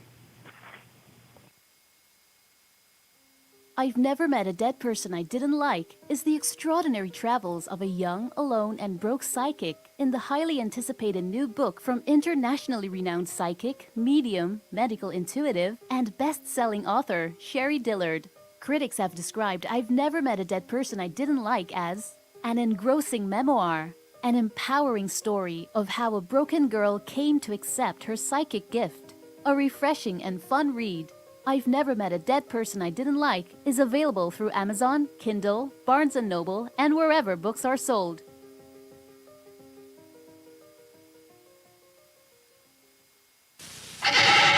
Edgar Allan Poe wrote Spirits of the Dead with a pen dipped in warm blood. You will see the ultimate in terror with this important all-star cast. Brigitte Bardot, Alain Delon, Jane Fonda, Terence Stamp, and Peter Fonda in Edgar Allan Poe's Spirits of the Dead. Only Poe's demented genius could bring to the screen such horror and evil. Spirits of the Dead stars Brigitte Bardot, Alain Delon, Jane Fonda, Terence Stamp, and Peter Fonda. Directed by three masters of the cinema, Federico Fellini, Louis Malle, and Roger Vadim. Spirits of the Dead is an adventure in terror beyond your wildest nightmares. Spirits of the Dead in color is rated R. The city is headed for a disaster of biblical proportion. What do you mean, biblical? What he means is Old Testament, Mr. Mayor. Real wrath of God type stuff. Exactly. Fire and brimstone coming down from the skies. Rivers and seas boiling. 40 years of darkness, earthquakes, volcanoes. The dead rising from the grave. Human sacrifice, dogs and cats living together. Mass hysteria.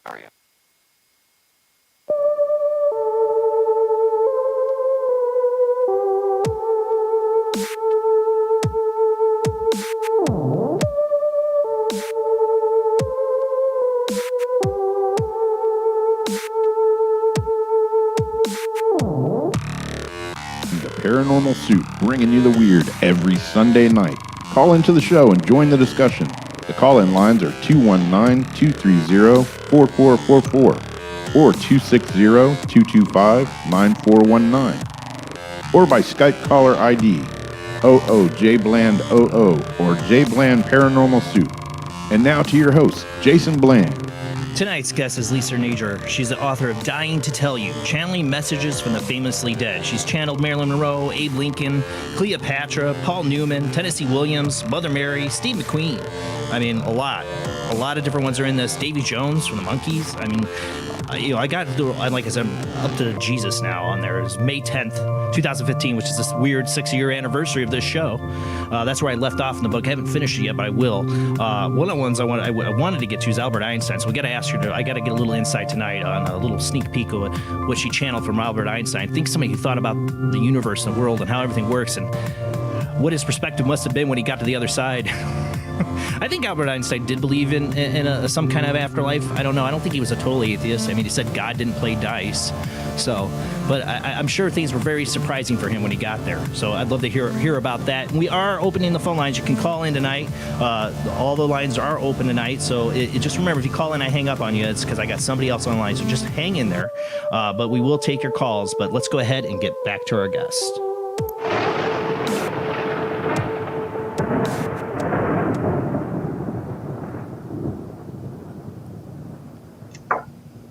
All right, we're back. So, I had a little fire and brimstone thing there from Ghostbusters. When we talk about, this is the final countdown, this is the final battle, I get a little worried. I mean, should we be worried? In the end of the day, I mean, I was looking for that ray of hope. And yeah, we're going into a beautiful thing called the ascension. And even for those that don't choose that, we're shifting. I mean, people have been anticipating this time for a very long time where we're shifting consciousness now. We've kind of all had a lot, enough of the 3D rounds, the birth and death and and all this 3D survival consciousness. So we're moving into that higher consciousness where it's more of a creation consciousness. We still evolve as always, but it's more in a creation consciousness. So what I understood from Shiva was, in the end, there'll be so many more people connected to, call it God, call it whatever you want, the God of your understanding, but there certainly will be. And to be honest with you, maybe that's really what we need, is if people have to come somehow, some way to this idea back to source again, back to like, we've just gone too far the other way, right? And Right. we can't have that anymore. We can't have that. I just think it's time, and there's always been those times when it's a kind of a defining time. And I think a lot of people have really, really lost their way.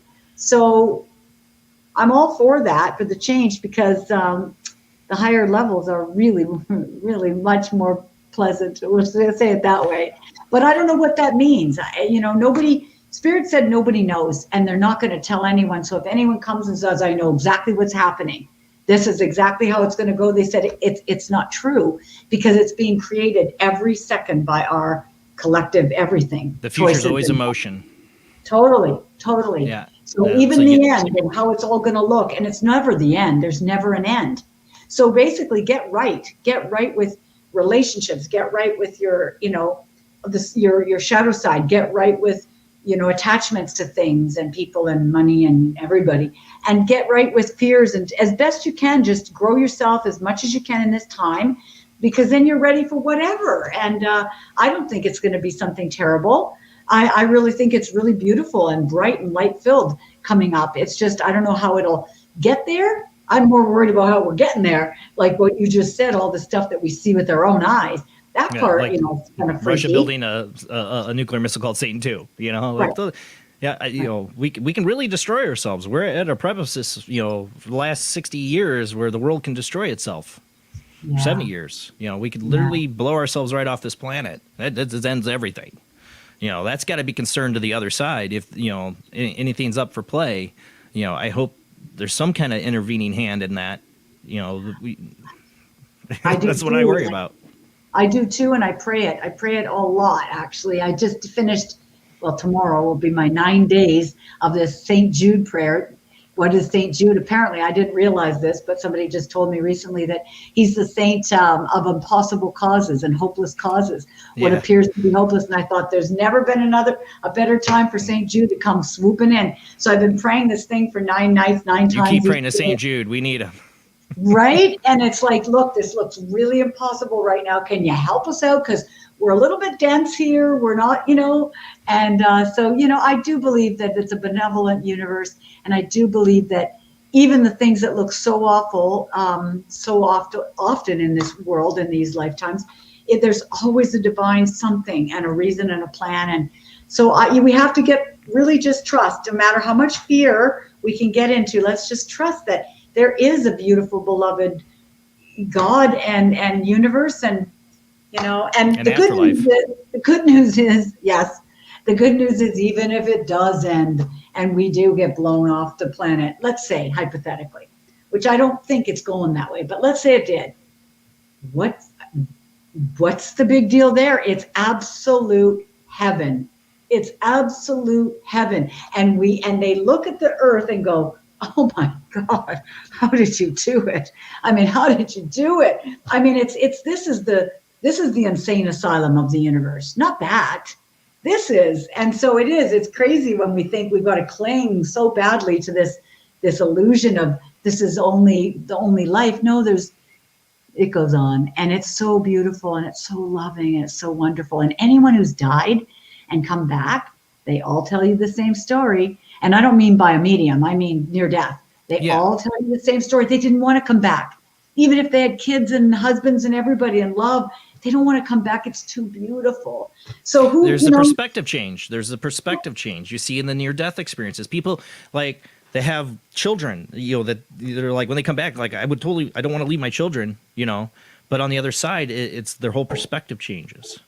It is, because they can see the eternity of it all. And they see that those children are only those children in this limited little window of time. And they also see that this has all been created. And if they choose not to go, then it's okay too. And that's part of that plan. And those children have something to learn by, say, losing their parent, because it's all experiences we have for everything, even the stuff that looks so hard. Look, if it was all easy, we'd all come back with these perfect lifetimes and not a challenge to be seen.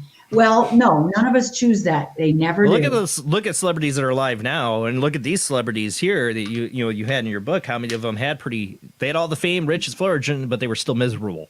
They're still miserable. Oh, they often kill themselves, or they're on drugs, or yeah, imagine. I mean, so that's not the be all and end all, having all that. Absolutely not. No. You know, there's a movie called The Discovery. It was on Netflix. And in that, the whole premise of that is that they scientifically prove the afterlife.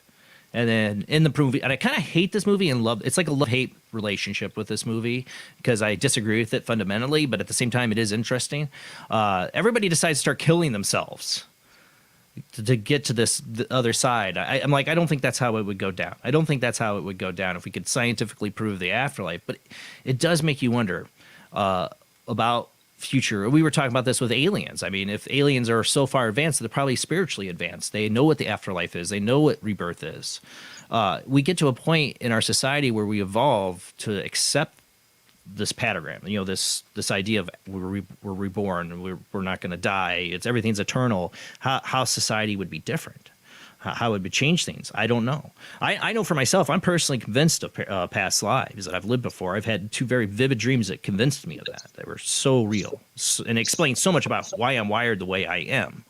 But the separation from my children is the part that I know you say you're always with them and your perspective changes, but it's still hard for me to imagine that. I want to be physically here with my children. I remind myself of that all the time when I feel like I'm losing focus on my children, that this is a limited time you have with them, not just with death or anything like that, but just the fact that they are going to grow up. They're not going to be these little people anymore. They're going to be teenagers with attitudes. They're going to totally ignore me, and I'm going to be meaningless in their lives, you know? So I'm trying to enjoy it. I am trying to like live. I do try, and I fail at it all the time, but I'm trying to refocus myself all the time. Like, enjoy this moment with your children while you have it. Yeah, what great points you've just made there, really. In terms of that, I remember when my son was young, I had this feeling. It was just a feeling that he might leave early. And that's a horrible feeling. It was just horrible. And I remember I did something that I knew wasn't quite, I don't know, call it right, call it wrong, I don't know. But I would sit sometimes by his bed when he was sleeping, and I would speak to his higher consciousness. And I would say, even if you did choose that as a plan, can you change it for me? And I said, look, ultimately thy will be done, because I don't want to go against anything in your soul path. I don't. And same with me. I would say to God for myself, I don't want to leave this child until I fully raise this child. I don't want to leave him. Right. But then I would say, but if there is something that my higher self knows that plans something that must be for our growth, and that he maybe wants for his soul growth, then fine. In the end, thy will be done. But if, like Jesus said, if this cup could be taken from me, if there's anything like that lined up, then take it from me. Because no, you want to live out all those years. And we did, and that was all good. And the other thing you said too about aliens, now everyone has their own version and their own descriptions and their own explanations for everything. But what Spirit has told me is that, well, I only deal with fifth dimensional and higher for ascended masters. I go fifth, sixth, seventh, and up. And are there what we call aliens that are higher? Yeah, I'm sure there are. But I class aliens as usually fifth and lower. That's what I call them anyways. And most aliens that are around are actually only first and second dimensional. They're not so high. Now, do they have technology we don't? Yes. But do they have this other consciousness in them? No. So consciousness and technology are two different things. Right. And so a lot of them come to observe and to experiment. That's what the average alien is here for. That's it. Nothing else. Nothing else. Yeah. I agree. I don't feel like, and I've had this argument with other guests and that, you know, because I have friends and people, guests on their show that have been abducted. Yes. Oh God, yeah, my friend was. And a physical, you know, horrible things done to them.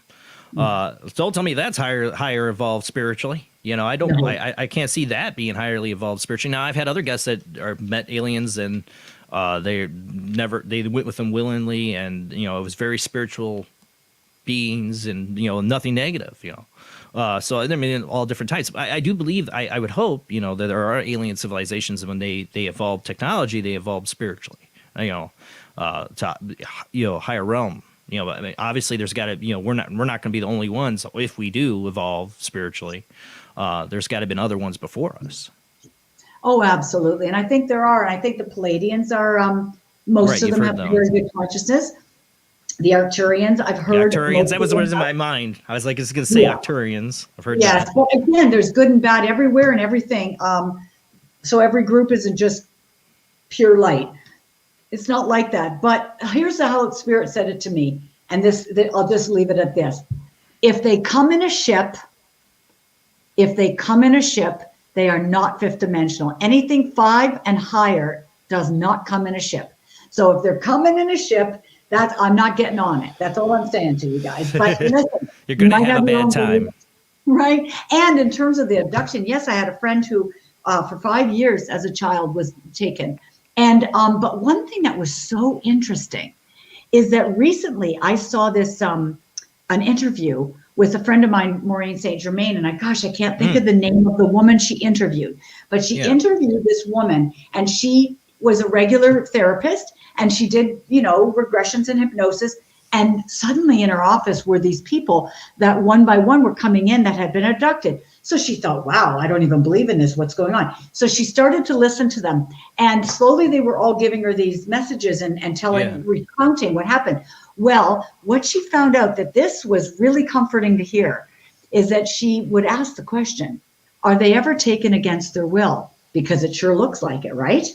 And apparently what she found out was no. On some higher level, they chose that was part of the plan as well. Right. Now, we talked about that too. Human doesn't remember that, of course, right? Right. When we talked about that, it was last week. We were talking about it with a woman who was being abducted, and she, you know, was shown her fetus, you know, being taken, and they said, you chose this. And we talked about that. How many, you know, these abductees, they all chose this in some kind of form on another spiritual realm, you know, or in their life path. I don't know why that would be chosen. Wouldn't it be chosen to be abducted and go through what they've gone through? What life lessons they're learning from that? I don't know. Or maybe they're teaching the aliens something. I don't know. But think about it. Why does somebody choose to be super poor in a lifetime? Why and struggling on the street and can't eat? Why does somebody? I often wonder, why does somebody choose to be, you know, deaf, dumb, and blind? Why does somebody choose to leave the planet early? Tell Helen Keller she chose it. Right? She chose Helen. And they did. If Helen came to me right now, I can bet you she'd be saying that. But I can't rationalize that. It's really hard to wrap my human brain around that. But we sure did. We chose it all, and it is all perfect. And that's, if I could say one thing, it's we chose it, and it's perfect. On a higher level, it sure is. Oh yeah, I'm seeing themes in the Western civilization and concepts change over time. Like they're becoming more open to these concepts. But I always point out what our favorite movies are, What Dreams May Come, how they had two different endings. They had the Western ending, and then they had the Eastern ending. And I love the Eastern ending, like, you know, that they showed, you know, Europe and over to the East, like India, and that they showed this ending where Robin Williams' character and his wife who'd committed suicide choose to be reborn, and they got to relive, like, because she, you know, it's like karmic actions or whatever, and they choose it. They choose this life that's going to have more trouble because they have to learn from their last mistakes, and they didn't have that in the Western ending. You know, it just ended. It didn't show you the reborn or any of that. And I thought, well, why didn't they have this in there? This is incredibly insightful of an idea a lot of people talk about, but nope, not in the Western version because they wouldn't feel like we're ready for it. I feel like more people are becoming aware of this, you know, aware of this idea, and that's one of the reasons why I do this show. Your book, I feel like that is the message that they're all saying it in different ways. and they all have their personalities. You can feel it in the book. Like Waylon Jennings, I like that one because he's like talking about like I'm in a studio. Like they bring him into a studio to make him feel comfortable, like he's in a sound studio. I thought that was interesting. What is it like from their perspective? But they're all of them, like I said, don't focus on how they died or anything. They just try to all trying to get a message across to people about living your life now. Like living in the now. It seems to be the theme. Absolutely. And he's one I didn't even know who he was. I said, I don't even know who he was. Yeah, I'm not a country music person, but I know who No, he I is. didn't know who he was, and I didn't know if he was dead. And I'm just like, I don't even know. I'd heard the name, but I'm like, I don't even know. Are you dead? Like most of these people, I honestly didn't know. Even, believe it or not, even Steve McQueen, not Steve McQueen, Steve, not Steve. Tennessee Williams? No, the other Paul Newman. I was like, Paul, I don't even know if you're dead. I hope you're dead, but I don't hope you're dead. But I hope you're dead because I'm channeling you. And then when he talked about his wife, I'm like, I don't know if is she dead? I don't know. Is she alive? Were they not a good marriage? I mean, you were putting down stuff like, he's all in love with his wife and all this stuff. And, you've had no idea about Paul Newman. You could have been divorced for years and hated his wife. Exactly. I had no idea. So I would have to do the channeling because I'm in it. And then at the end, I would. It was usually late at night. You'll see when you're reading the book. It's really late at night, so I go to sleep. And then the next day, if I thought of it, I'd check to see was that person dead? Are they? Right. Because gosh, and I would have stopped had I found that any of them weren't dead. Of course, I would have stopped because then I'd be like, somebody's messing with me. Right. Right. Oh no, but you had a lot about Paul Newman in there. Yeah, he was one of my favorites. Mm-hmm. Really. Yeah, Just Butch and the Sundance love. Kid and The Sting. Oh, Paul Newman. I can see. We do have somebody on the phone I want to get to here. We got Zach on the line. How you doing tonight, Zach? I'm doing pretty good, brother. How was your Mother's Day today? Well, I worked. Hopefully it was good for my wife. She worked on remodeling our kitchen. But thank you for calling in. Oh, absolutely, brother. All right, I just have two questions tonight. I'll keep them nice and short. Hey, Lisa, very nice to meet you. Nice to meet you, Zach. My question to you is, when a soul crosses over into the next life, based on what I've heard before, it almost sounds like a spirit will somehow regain all the memories that they had in past previous lives. Can you describe for me just the process of when a spirit would receive all these memories of the past life, how they would process that after they've crossed over? It's a good question. that's I mean, a is it good- instant knowing or yeah? Well, a very, very interesting question. I'm glad you asked it, and sadly, I'll have to say I'm not sure. All I've been told so far is how they, do the life review of this life, the very last one. But I, from what I glean from what they've said to me in the past, I think that it's a kind of a thing where, you're able to. You have guides, you have whatever, people that help you and all that. And I think they allow you at a certain point to go and look into those Akashic records. Now, I think the level to which they let you know things, probably, I'm guessing, this is a guess here, that it's based on how much awareness you have. For example, you're known by the color of your light. So if, they say that you can't see what those higher than you are doing, only that which is lower. So you're not going to get all the answers to all things probably by looking, and trying to connect in with them because we can't. But how much do they let us know? I don't know.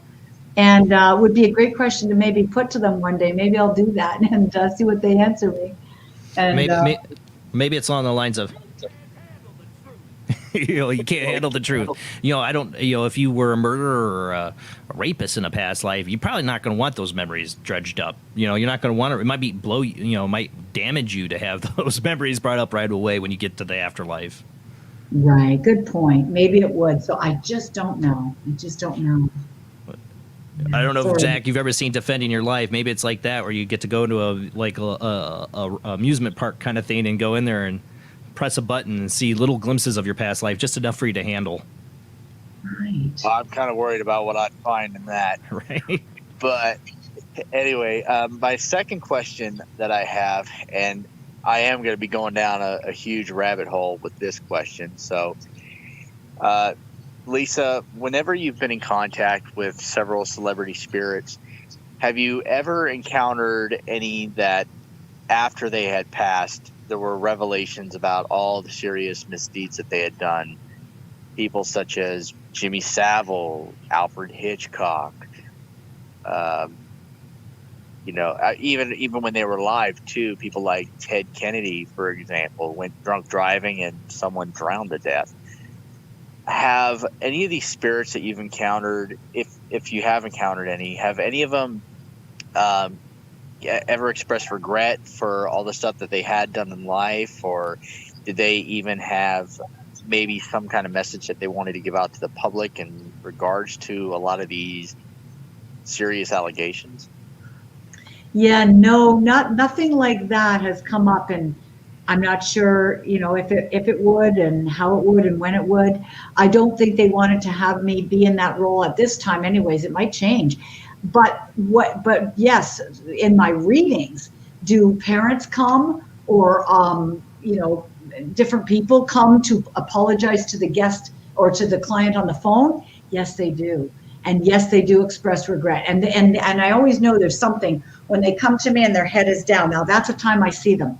Their head is down and I'll say, okay, all right, they're in shame or regret here, something. They feel really, whatever's going on, a lot of shame, a lot of guilt, and lot of love and they do. Yes, they do. They come to apologize and talk about it and do some sort of healing. There's a lot of soul healing that goes on for both the client and the deceased guest that I'm having, in my session. So I have to believe if they are seeing it, then yeah, why not the other one? Sure. Yeah, I'm guessing. But why they haven't shared with me. But that's all the questions that I had. Thank you so much, Lisa, for answering them. I greatly appreciate it. Oh, thank you for calling in, Zach. Thank you, Zach. And lastly, before I go, Jason, happy 6 years to Paranormal Soup. I'm not drinking tonight, but I'll raise my glass of hot green tea and my cigar. Green tea just fine. Green tea just fine. 6 years. I can't believe it's been this long. You've been calling in almost that long. All right, Zach. I know. Have a great night. Have a great night, everybody. Well, you talk about regret. I mean, like, the first person you have in the book channeling is Marilyn Monroe. I mean, it sounds like she was regretting her life choices. And I see it in some of the other ones, too, that she was regretting some of her life choices, like how she treated her body. Or Elvis really talks a lot, it seems like, about how he treated his body and what he did. I mean, the guy was eating hot dogs wrapped in potato chips. I mean, he was definitely he was indulgent. He was definitely not treating his body very well. You could see it towards the end. So you do see that. You do see some of this regret in some of these channels that you've done. Yeah, definitely. There are things they regret for sure. And they're often not the things we think are noteworthy at all. Like Elvis wishes he had done more acts of kindness because he sees now what an act of kindness actually does energetically for the collective.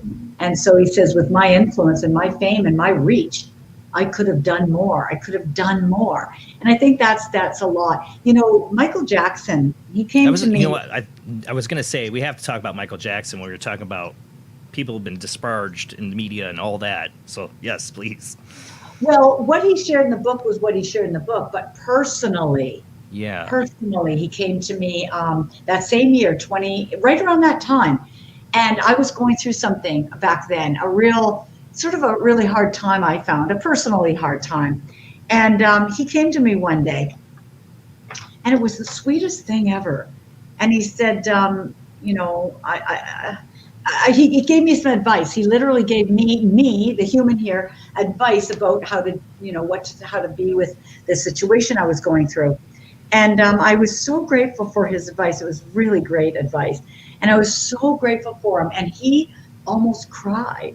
And he said to me, that is the first time I have ever felt that I really helped someone and I was really needed and that you really saw me or somebody saw me and I could really be of some benefit to others. Imagine, he believes he was of no benefit somehow, at least in that moment. And I just went, oh my God, no, I so appreciate what you've just shared. It's helped me so much.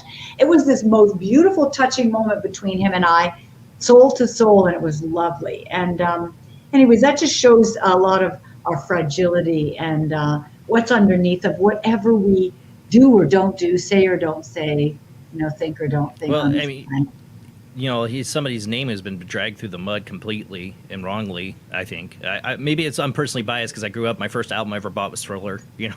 I loved Michael Jackson when I was a kid, and all the stuff that came out and while he was alive, and then after he died, and people looking to get attention or fame or money. I don't know. But it's sad to think if he felt that way and he feels that way on the other side, that he also sees the, I guess, the way he's been drugged through the mud. Still after he was dealing with it when he was alive, and then he's dealing, then seeing it after he's dead. That's got to be hard to deal with on the other side. I mean, I guess of course he's got the bigger perspective, but Yeah, I agree. I don't know if Michael Jackson was into children or not, but we won't know unless you're in his shoes. I honestly think he wanted to relive his childhood that he never got. That's my hope. Exactly. And even when people do the things they do, and just like you, anything with children, it's like, oh. And I don't know what I would do with that information. I don't even know if I could handle it. I just can't, because I get like you. I feel that way. But again, tonight, that's what exactly I was dealing with, where I said to Jesus, actually, I called him in and I said, look, I know I must have, in some lifetime, I probably did do things because I've done things. So sometimes it must have involved a child or maybe even my own. How does a person forgive themselves? I was like, how? Because if I'm going to be talking to the people, not tonight, I didn't think we'd be bringing this up tonight, but in general, if I'm going to be talking about it, please help me because if I can't do it, how can I even help them or convince them that they could do it? And so I said, all of a sudden it hit me. Okay, Grace, that's when I'm going to need your help. Because if, God forbid, I had done anything to children ever in any lifetime that I don't know or remember, then I think I'd need some grace there. I think I'd need some grace. So that's when I'll ask you to come in and really help me with that. I don't have to do it all alone. We don't have to do everything ourselves. Ask for grace, and I think ask and it shall be given. That's what I think. The grace in itself is the forget, that you don't remember your past life. That's the grace period you're given to live another life, to learn. You can't learn if you're bogged down by your past regrets and sins. That you have to be able to move on from that, and having no memory of it is a good way to start. Start anew. There's a beautiful essence to that. Picture that I can make all these mistakes and try to forgive yourself for it, but you're going to get another start again, where you can let go of all that stuff, at least for a while. Of course, we've had past life regressionist Chris Leon, and I did a past life regression with him, and it did help with like my finger joint pain. Like he has this theory, like if you experience your past life, if you have my thing was I was having throbbing in my fingers all the time. He took me back to see where I was basically held because of my religious beliefs captive in the medieval times. My hands were broken.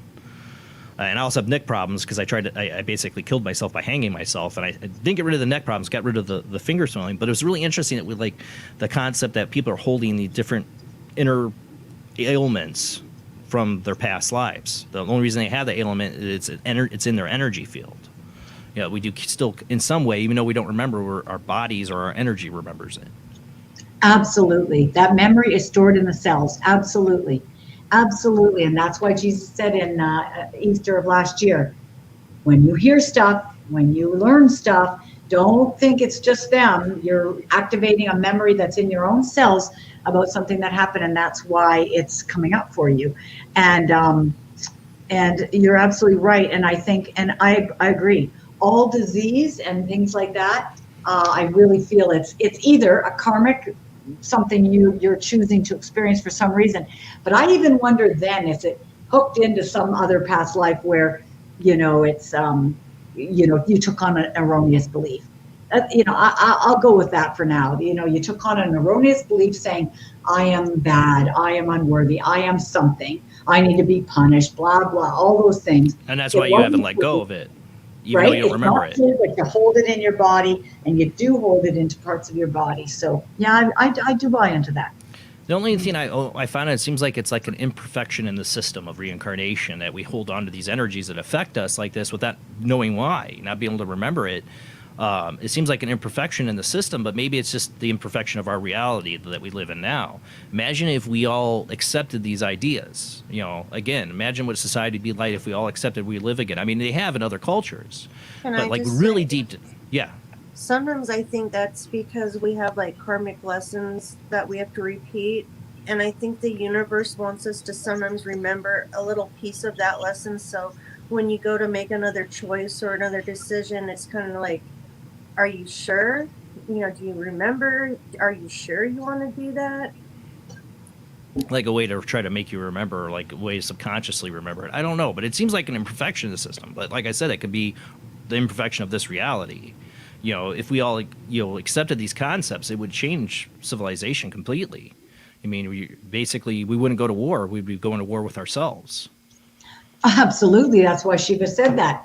Don't go to war with them. Go to war with yourself and get yourself right. And then everything around you will be perfect. And, but I agree with you. And what Spirit has said to me is that we, instead of getting it all at once, we set it up. So basically the way I say it is our past lives, our history is the hard drive. And we, living this one lifetime that we can see, that's the monitor. So when something triggers, like let's say you meet the same kind of person and you have that same kind of relationship, that's called a trigger. And the reason you set it up, and you did set it up so that you would be triggered to find out why you did it, to get digging in there to resolve the issue that's on the hard drive but rather than show you this big panoramic movie film of everything you did in great detail, no, that would be horrific. But instead they give you little triggers. And so if you come in with a self-punishment theme, because maybe you blah, blah, blah, well, then you're going to get things and eventually you might say, when you do the inner work, well, why do everything seem like I'm punishing myself? Why don't I allow myself to have good things? What's going on? Is it something like self-punishment? You dig in, you ask for help, you get some healing, you do the work, you read, you touch base with, practitioners or modality, therapists, whatever you end up doing, whatever practitioner, or God, or you go wherever you need to go and you start to dig in and then you see, or they tell you, and then you decide what to do with that. And usually it's forgive yourself. And, that's it. It's just about learning what it is and becoming aware and then forgiving your erroneous belief and move on to the next. And so these things will stop happening to your life when you get what it means. And we're only here to trigger ourselves. I was told by Spirit, we don't even go to a movie for any other reason than to trigger ourselves. Every person you meet, every conversation you have, everything you watch on YouTube, every movie you go to, it's all intended to make you triggered about something that needs to be grown, because we come here to simply grow ourselves. That is the only game in town. That's the only reason we're here, is to grow ourselves in love and awareness. That's it. Well, somebody like Jesus, I mean, you're channeling Jesus, religiously, as Christians would say, he's, the Son of God, or he is God. What did you learn? Not to give the whole book away, but what did you learn about Jesus and who he was? Because I just got to that part, so I haven't read it. I don't want to totally spoil it, but I would like to get a little bit of an idea. Who was Jesus? Well, he didn't talk about who he was. He talked about what, some beautiful, loving messages and how to really, work through loving ourselves, because ultimately that is the really bad. That is probably the most damaging thing about the humans, is that we carry this collective belief that we're, unworthy and we're not lovable. If you go and really dig into almost every human you'll meet, underneath things, even if they have a perfect life, except they don't have love in their life, they can't find it. Often you'll find that it's some kind of piece around that, some unworthiness or something from before, but not always. It could be something that they just choose to balance or choose to experience. So it's not always that, but, he talked about a lot about that. So it was just really he had to beautiful. come here and live a life as a human. If he's God, he had to come here to live life as a human. That's what just something I always thought about, if he was the persona of God in human form, he had to come here and live life like us. And was he just as confused, as a human? Did he have the same struggles, or did he know the whole time, I'm God? Now that's really interesting. That's interesting. And it's really interestingly, this Easter, I happened to watch a 1 hour YouTube thing. I think it was on YouTube. from I forget who the guy was that did it, but it was talking about Edgar Casey's version of Jesus's lives. I love And Edgar Edgar Casey, Casey, of course, didn't believe that in reincarnation when he channeled Right. it. So, and this guy gave a sort of an overview of Jesus's various important lifetimes. Well, the best part of all, for me, the most interesting, was to find out that not in every lifetime was he walking on water. No, he did do some things that weren't right, and some things that, in fact, apparently I forget who he was, but in one of these lifetimes, he was a pretty decently evolved man, but he, instead of once the people that were after this group, once they got them and they knew they were prisoners and they knew they were fine, he went on to have them tortured or at least killed, if not tortured. And I went, oh my gosh. So then Jesus. he had to relive that. Yes, he did. And And back in the openly day, accept it. right? And I got thinking, oh my gosh, now that makes me feel good. I mean, obviously not that he did those things or anything, but that he wasn't always this walking on water, perfected being from the get-go. He had to live, if he's going to truly be the example, then he has to live where he had lifetimes where he slipped, where he wasn't always making the highest choices. That made me feel so much closer to Jesus, like you wouldn't believe. Like, okay, wow, you really get it. You know? A lot of Christians had issues with the movie Last Temptation of Christ, Martin Scorsese with William Dafoe. I don't know if you've ever seen it, but I love that movie. As somebody, I'm not a Christian, but I have always been interested in Jesus Christ and the story, and I believe I believe Jesus Christ was a real person that lived here. I don't know if he was the Son of God or not, but I believe he was something very special. Last Temptation of Christ really offended a lot of Christians. Martin Scorsese, way to go. Because in it, not to give it all away, but if you haven't seen it, you see Jesus' actual struggle. Like, he's a human. He doesn't, he's struggling with his own inner turmoil. Like, I can have like the temptation that Satan gives him. I can give you the world. I can give you everything. Like, you get to see what happens when he gives, like he goes down a journey of like giving into that temptation. And I don't want to, like I said, give the whole movie away, but a lot of Christians were offended by it. But I thought it was beautiful. I thought the whole movie was a beautiful representation of the struggle of Christ. That's a struggle of humanity. That's everybody's struggle. That would be a lot more personable than what a lot of people are preaching in churches over the last 1,000 years, 2,000 years. Right, because if we think they're just made perfect, were perfect, could hear everything, saw it all, understood it, can connect with every high being that ever lived, well, that's not quite the same thing. That doesn't make me, feel like, I don't know. It's just like, okay, but you're not understanding then what it's like to be here and doing this struggle. But to hear that he did have those struggles and I think I always knew there was some of that. I just hadn't heard it like that. And it was fascinating and very comforting to know. So, yeah. Now, one of the interesting things people ask too when we get into the subject of people that pass on, channeling them, and reincarnation is like, Marilyn Monroe. She's kind of like hanging out in her garden, like there's no time there, but eventually she's going to move on, right, and reincarnate. Did you get any information about how that works, time frame wise, for spirits, or when they make that choice, or why they make that choice? No, I don't. I don't know what's normal time, what's not normal time. People can turn around and come right back, but they generally don't do it quite like that. Suicides come right back, though. What I've been told, suicides come right back. Yeah, they do, because they've got to do it again. They that wasn't their time. And now sometimes it is, I suppose, but rarely.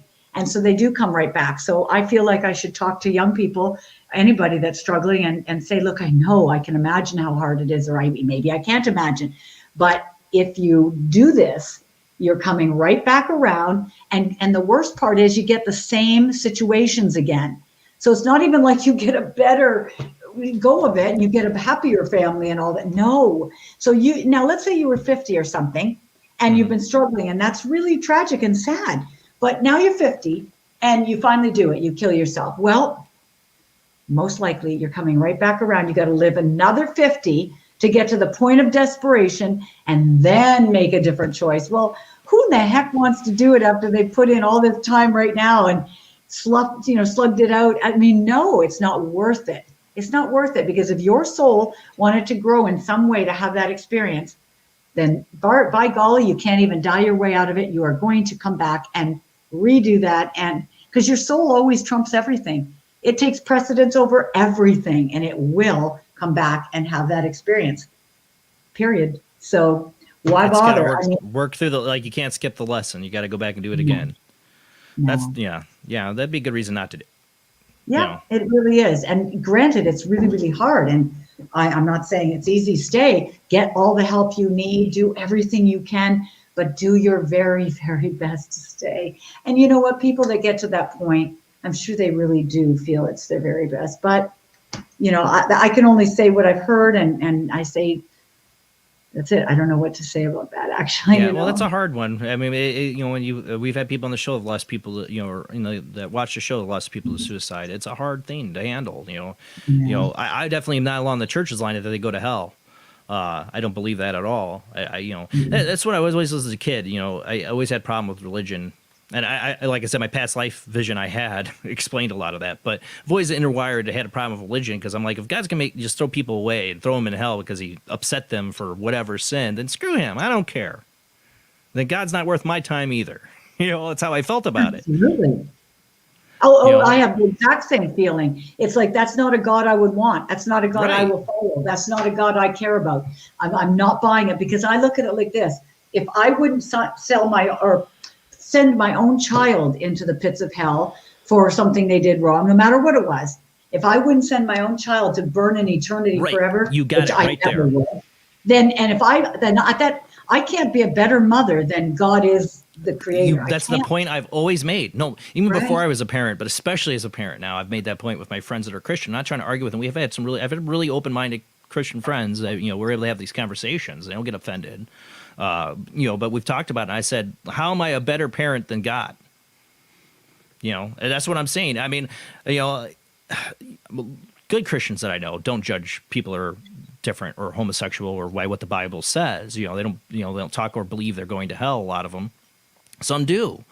My point is that's how they feel, and that's what's inside. I don't believe it's a choice. God's going to throw them away for something that's just been printed into how they are. Well, screw him. I don't care. If he's going to throw people, if you're a Christian, you believe he's going to go, all these people are going to go to hell because they didn't accept Jesus Christ as their savior, even if they were really good and did all these good things, it doesn't matter. Well, then God's an egotistical dick, and I don't care. Yeah. It's a blunt conversation I've had with Christians who are open to these conversations, and I can't say they've had the greatest answers for me either on it. No, and I feel that. It's like when I look at the Old Testament, I'm not saying some of it isn't wonderful at all, but when I look at that, I'm like, yeah, that's not really the kind of God. And listen, you know what? There could be some truth in these things, and there could be things I don't understand, and all of that. But with my current understanding and my current awareness today, without seeing that big picture, I would say I feel like you. I'm on board with that. And if it's different than that, then okay, show it to me, or one day it'll be revealed, and I'll probably apologize for saying it, and it's all good, because God is a forgiving God, and I believe that. So I'll be cool no matter which way.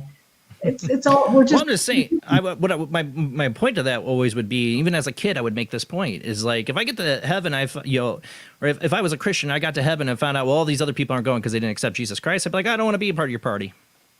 I don't want to be part of this group, because either you forgive everybody or go piss off. That's how that's why I never accepted the traditional Christian view of heaven and hell. I just, as my earliest memories of thinking about this, and I thought about this, Jason's deep thoughts as a child. I thought about all these things, and I just never accepted it. I would never accept it. I never could join a religion. I can't accept that one person's better than another person. We're all born in this crap hole together. We're all in it together. And I try to remind myself that I'm no better to judge anybody than anybody else. Who am I? Then I thought that too back in Catholic. Oh, we froze. School, because I was raised fully Catholic, and I remember as a child, little girl, I thought, nope, something doesn't feel right here. That doesn't make sense. Now that I can't accept that. I like some of this, but I don't like these parts. And I didn't, and I can't change. That's the way it is, unless God shows up here tonight or somewhere and tells me, and I know it's really him, her, and says this is the truth, and really convinces me. No, I'm going with what feels right to me. Well, what I'm saying is, if it came down and God came down and said, no, gay people are going to hell. If you didn't accept Jesus Christ, you're going to hell. I'd be like, okay, let's screw you. I guess I'm going to hell too. Because that's how I would be. That's why I can't accept. There's no part of me that can accept that. It's something wired in me that feels like God's something greater than that. You diminish God when you try to put human perspective on it. And honestly, I don't. My vision of God. I'm a big Trekkie and Star Wars fan. And in Star Wars, there's the Force, and that's kind of how I look at God. It's like a will or a force. It's not a conscious being sitting on a golden throne in the clouds. It's a force. It's a will. It's not something we can even wrap our minds around. Yeah, it's just this beautiful force, and to me, I would say it's love. It's love, and it's pure light, and that's what it is. It's so big and beautiful and love filled and light filled that I don't care what we call it. It's a divine, heavenly, love filled thing, but yet there's duality, of course, because obviously that creation was formed that way. So it's allowed. It's part of the matrix. It's part of it all. The matrix. Got right? it. Yeah. Yeah. Like that. Yeah. Well, I've always the whole idea, do we live in a simulation? I think it's bigger than that. I don't think we live in a computer simulation, but there are factors that make this feel like this is all a created reality, like a matrix. Like Jesus broke out of the matrix by accepting his karmic responsibility of being sacrificed for what he did in a past life. Like he broke through it. He accepted it. I think that's like a really powerful message. And it's like, is that what we're trying to do when we talk about ascending, is like break out of this matrix, this 3D matrix of, negativity and, suffering that we're in? Maybe. And I thought that the other day. I thought, because I'm always praying that things resolve here on this earth and this and that. And then the other day I kind of just said, but because I am a limited human with my limited beingness at this moment in time, as my awareness, I don't know what the bigger picture and plan is. And if in fact we are all here to do this final flourish, where we, in one fell swoop, we balance a whole ton of karma, and then that catapults us into this fifth dimension where we never revisit this third dimensional insane asylum again. Let's hope not. Would that be so bad? Would I want to will that away from everyone and take it from them? I don't think I would. I'd say, all right, we all came in, we agreed on this. Let's do this. And however, it scares me though, because like I said, I'm a Trekkie too. And in Star Trek, they don't get to that beautiful utopian Trekkie civilization till after they've gone through World War III nuclear war. Like, do we have to go through that? Do we have to go through like Judgment Day and all that stuff to get there? Can we find an easier way? Though. You could be looking at it different. Maybe that's all the things you're repeating and going through to get to that beauty and love. Right. Because again, being born, in certain conditions, even now, that's hell for some people. Being in chronic pain, that's already hell. Death is a relief. So they might not look at it that way. There's all sorts of things that are going on that we just have such a limited view. And ultimately, I just said, you know what? I don't have these answers. So I'm just going to trust the very best for all of us happens. The only thing I ask, even that I take back, and I say, but if people don't have the awareness and they don't have all the information, could you give us a little bit more, make it be known, more awareness of what's going on, or how people have been deceived in some ways, if they have, or any of that? Can you just enlighten us so we can make a conscious choice based on what's maybe really happening that we might not know? And that goes for the good, the bad, and the ugly, all of it. And I just say, or if that's not even appropriate here, then fine. I can only ask for what I think would be wonderful to have. And ultimately, you know what? My soul, forget about just calling it God, but my soul, my higher self, it knows better than this woman talking to you on the phone or on this. It knows better. It knows what I'm up to. It knows what I picked. It knows why I picked it. So how can I now be arguing? And this brings me to a point. When I was younger, back in Canada, a friend of mine had found out he was dying, and he really didn't want to die. Yeah. He had a wife and kids and all of that, and he just so didn't want to go. And I remember him saying, I don't want to go. I really don't want to leave my people here. And so I brought a bunch of people together to do healing on this fellow. And we did this healing. Now, I wasn't a healer back then, and I didn't do it. So what I did is I sat in the chair while they all did the healing and did all their different varieties of healing. And I sat in this chair, and his soul came to me. while they were healing, and it was of this feminine, beautiful being. And they said, "We want to die." He doesn't know it. The one laying on that table has no idea. But we are ready. This is our time, and we are so excited.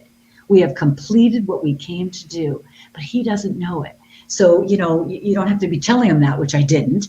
And they told me when he would die too, precisely. So you know what? That taught me that we think we want a whole bunch of things. We don't know anything. Our higher self has a bigger, more beautiful plan than anything we could concoct in these minds of ours, right? So let it be. I mean, it's the surprise waiting for us at the end, I guess. The story. You'll find, oh, what a twist. I guess I didn't. It was my time. What a twist. Yeah. It makes you wonder about the near-death experiences where people, you hear them say, well, this isn't your time. You have to go back. You hear that all the time. All these near-death experiences, all the time. They always come back because somebody on the other side says it's not your time. Like there's a plan. You agreed to this. We're going to go back. You're going to keep on doing this. Life. I hated school. I hate to think life is a school, but it is. Maybe that's why I hated school. I don't know. We got to go to commercial break. Phone lines are going to still be open, guys. You can call back when we come back from this commercial break. Call in, ask your questions of our guest tonight. She's not doing readings, but if you have your own experiences, call in and share those too. But we'll be right back after a short commercial break.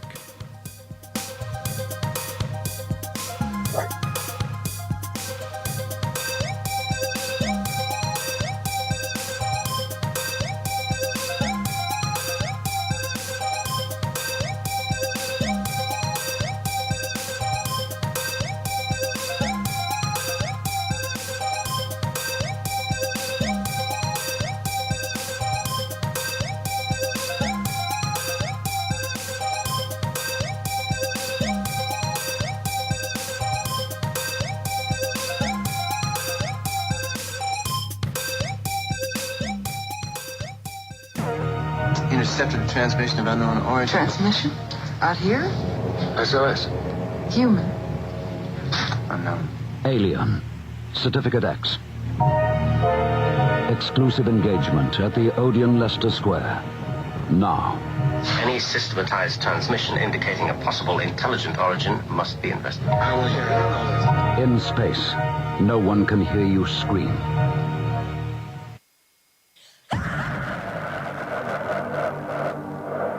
If you are interested in discovering the truth about the paranormal and want to hear from leading researchers in the field, join Justin Brown on his 3 weekly shows named My Paranormal Soapbox, Necromancer Live Show, and the Supernatural Symposium, live on Facebook, YouTube, and InterfaceDeath.net.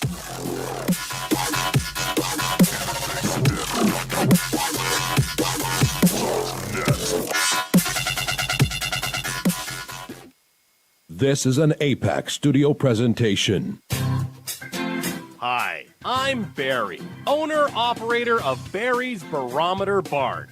Lately, I bet you've been lying awake at night asking yourself, how many barometers do I really need? Well, at Barry's Barometer Barn, we think you need more than one. Otherwise, we're gonna go out of business. Remember, at Barry's Barometer Barn, we don't know the meaning of high-pressure sales. Come on, folks, buy another barometer. I'm trying to put my kids through college, I've got a family to support, and a secret mistress who isn't cheap. Visit Barry's Barometer Barn, 000 Storm Drive. Come on, folks, buy a barometer. I'm Barry's older brother, Larry, and every time one of you people walk past the store without coming in, Barry beats me.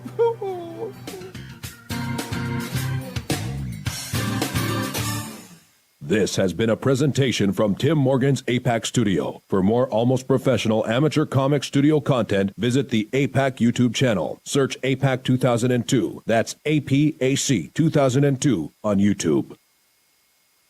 When Alex Gardner is asleep, he has an extraordinary gift. The government wants it, the scientists want it, but to keep it may cost him his life.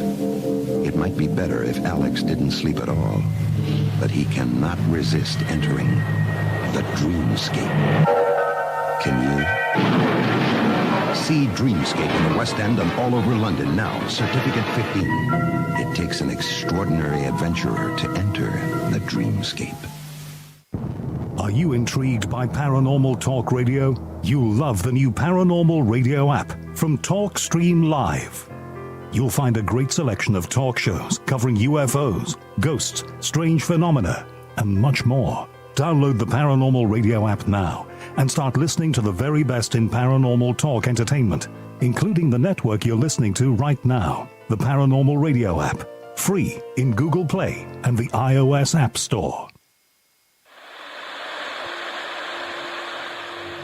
Join us every Wednesday night at midnight Eastern Standard Time for Weird Wednesday, the live stream, with your hosts Jamie, the Living Dead Girl, and Rob, the Phantom, where we'll talk about all things paranormal, including zodiac, astrology, tarot card and oracle card readings, live ghost boxing and spirit communication, where we'll do Voices from Beyond, the Cold Case Files.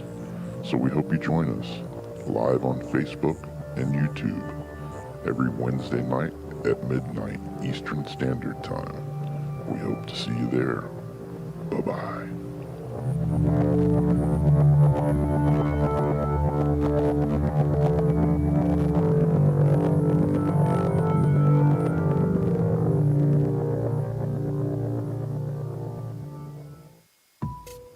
Since 1948, Fate magazine has brought you reports of the strange and unknown, all of them true. Fate Radio is carrying on that tradition, bringing you the unusual, macabre, strange, and bizarre. Join host Kat Hobson Sunday nights from 8 to 10 p.m. Eastern on WBHM Digital Broadcasting.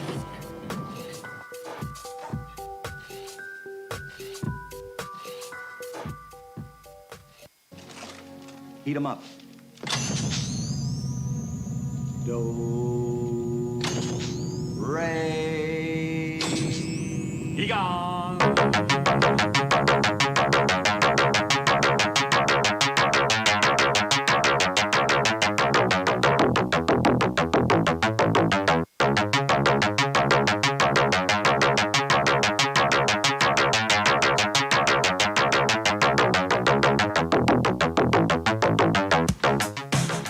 You're listening to Paranormal Soup, bringing you the weird every Sunday night. Call into the show and join the discussion. The call-in lines are 219-230-4444 or 260-225-9419 or by Skype caller ID OOJBland00 or JBland Paranormal Soup. And now to your host, Jason Bland. Tonight's guest is Lisa Najjar. We're talking about her book, Dying to Tell You, Channeled Messages from the Famously Dead. She's channeled Marilyn Monroe, Abe Lincoln, Waylon Jennings, Walt Disney, Davy Jones, Albert Einstein. I want to talk. We haven't got to the Albert Einstein thing. I want to talk about that for sure tonight. But the phone lines are now open. You can call into the show. If you've got a question for our guest or a question about somebody she's channeled, she's got a long list here you can ask, but she's got a lot of celebrities on this list. James Manfield, Martin Luther King. I'd love to know what Martin Luther King thinks about today. What's going on today? Maybe I don't. But call into the show. Join the discussion, but let's get back to our guest.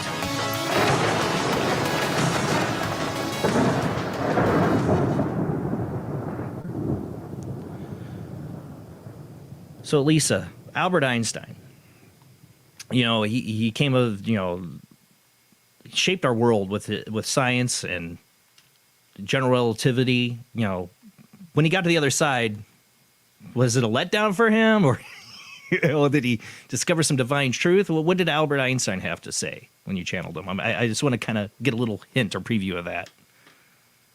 Oh, you're muted. You muted yourself. I'll hit the unmute button. Oops. There you go. He was very surprised, very surprised. But why he was surprised was he was kind of ordinary, and he was made to feel so extraordinary on the planet that he could not handle the fact that suddenly he was just ordinary. So that was really hard. He had to adjust to that reality, and it took him a while. It didn't happen overnight for him. And he realized, that we're all super important. We're all just as special. But he said he had to really get rid of those layers of thinking himself special, being so revered for his intellect and all of that. So it was a surprise for him and for me to hear it. And So that's some of what he talked about. Yeah. Well, I mean, I would have to think his scientific mind when he got there would like be exploring all the things he thought about, like the universe. Oh, look at this. This is how the universe formed. Oh, cool. All these things that he sat there and dream thought of. I mean, he was special when he was here. He was a level way beyond everybody. I mean, he changed the whole idea of how the universe was, and it's still implications today in the scientific community. Or they're still discovering things that are proving him right, and some things he was wrong about. Of course, a lot of things. It's the science, but it'd be interesting, to see what his first day in the other realm was, or what he wanted to look at. Yeah, very interesting. But then again, Jesus was special too, and didn't he say over and over, "What I can do, you can do also"? So, makes you wonder if we could do what he did, then we could, I think that, he was obviously Einstein was very adept and probably many lifetimes of development. Plus, I wouldn't be surprised that he wasn't tuned in, tapped in, turned on to the spirit realm, and he was doing his channeling. They can channel all sorts of stuff, right? And that's just a matter of connecting. And I do believe people can do that if they're coming from love and light. And they, it's part of their little plan and all of that. Yeah, why can't they? People are channeling all kinds of amazing things, discoveries and inventions all over the place. Well, look at the discovery of like the telephone, motor vehicles. All these things weren't just one person. There were multiple people at the same time in civilization that came up with the similar ideas, separate from each other. They were the same technology. Like, this is the time for the civilization to have this technology. Like, it's being downloaded or inputted to these people. Yeah. I mean, Tesla, that's another one. If you ever channel him, I want to know. Tesla, somebody I've been fascinated with, like, his brain was on a whole other level too. I mean, he could like think of things 3D, like, build things in his mind. And, only other person in history I could see that was like that was Da Vinci. These guys somehow past lives, when they're reborn here, they got hooked into something. Yeah, we do develop from lifetime to lifetime. We develop aspects of ourselves, so that's why geniuses can come in as little children, because they've developed it, or manifestors or healers or whatever. We've had many lifetimes developing it, put a lot of effort into that, and so we would draw on more experience, history, past life history, and soul knowledge. Yeah, we would, sure. Yeah. It's interesting as a collective consciousness how these society and technology develop like along a time frame. Like, people are all coming up with the same kind of idea. Maybe it's just where we're all, because we have all the same knowledge we can grab from physically, materially, but it does seem like they are taking something from somewhere. Some kind of idea of technology. I mean, Edgar Cayce, you've mentioned several times tonight. I mean, he obviously could tap into a higher self or something that could tell him extraordinary things. I remember when I was a kid, I was fascinated with a book my mom had, was The Sleeping Prophet. And I read everything I could about Edgar Cayce when I was like 8, 9 years old. I thought it was incredible. I was also a fan of Quantum Leap, like ideas that, people could jump into somebody else's body. The consciousness, is everything. I was always ingrained in me. But Edgar Cayce seemed to be able to, like, in his Sleeping Prophet, like you said, he had a totally different religious background and views than what he was channeling, which I always thought was completely fascinating for his time period. I mean, back then, they weren't burning you at the stake, but you were going to definitely be shunned by people for saying a lot of the things that he did. Exactly. And that's how I think with psychics and mediums, it's also we can get involved. So that's why I can't read myself. Most can't. We can't read ourselves, and we can't read well things that we are attached to the result. That's not going to happen because we're human, and all this stuff has to get filtered down through us, our biases, our beliefs, our wanting, our expectation. And so that's why I don't want to do sort of world predictions on any topic that I have a thought or a belief on, because I know it won't be as pure and clear. Now, when Shiva came in 2019, I thought this 2020 was going to be my best year ever. So nothing that he said was any part of what I would have believed. That's when I knew it was pure. I knew it, right? Yeah, we were given a warning. You didn't want to hear it. I mean, again, this is something, the whole pandemic, everything, this is something that was set in stone to happen to everybody, or this is foretold. Before the pandemic, I had a prediction of it for myself. Didn't realize it at the time. Is I had a dream of my dog being euthanized, and it was outside, and my kids were there, and it was just, it was beautiful. Like, the dream was beautiful. I remember waking up crying. I even told my boss about it, because him and his husband are, they're dog parents, so we talk about our dogs. And I told him, he remembered me telling him about this dream, but it was literally outside. And I'm like, when I woke up and I wrote it off, I just thought it was like a subconscious warning that, your dog's getting old. It's going to be time soon. Least did I know that would be the exact scene I would see because of lockdowns. When we had to put our dog down, we had to be outside because they couldn't let us in. And I didn't have nobody could watch my kids because I didn't want them to give my parents COVID or my in-laws COVID. So my kids, I would have never brought them with me any other way. So what I saw, if I could have read into it and known that there's something that's going to make me have to have my dog outside. To me, that tells me this was, no matter what, we were heading down this path, that this part of predestination was chosen. We picked some road that we were going to, because I saw it in a way before it happened. Oh yeah, you sound really intuitive. So there's no question about that. And yeah, people ask me that, is it all destined? Well, I don't know that whole answer because I'm not God in this moment. But as far as I know, the major themes of our lives are chosen, what we've come to learn, but we don't have to do it. And if we don't, again, we can't die our way out of it. We're going to come back. No problem. And, who we marry, what job. Well, I think it is loosely created. Our death, I believe, mostly it is chosen. Yes, I do. But all the little things in between, no, I think we have free will. We do have free will. And, but there's reminders and there's guides and things. And if we get off path, it's not off because we'll just do that round again. That's the beauty. We get to do it over and over. So it doesn't matter. I don't know. Like I said, I always believe the future is always in motion. I've had a lot of dreams in my life where things come completely true from the dream. But I've had a couple instances in my life where actually I had a dream about something. And then when the time came up and I realized it, I dreamt about this, I made a different choice than I did in the dream and changed things. So it convinced me that you can change things. So maybe we can change things and we don't have to have an Armageddon.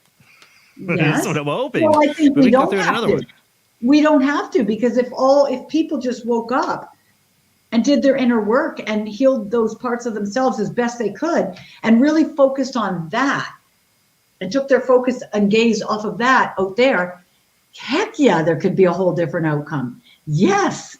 And so I'm always saying that to everybody. Just come on, let's get together and do our own thing, not that, to do this.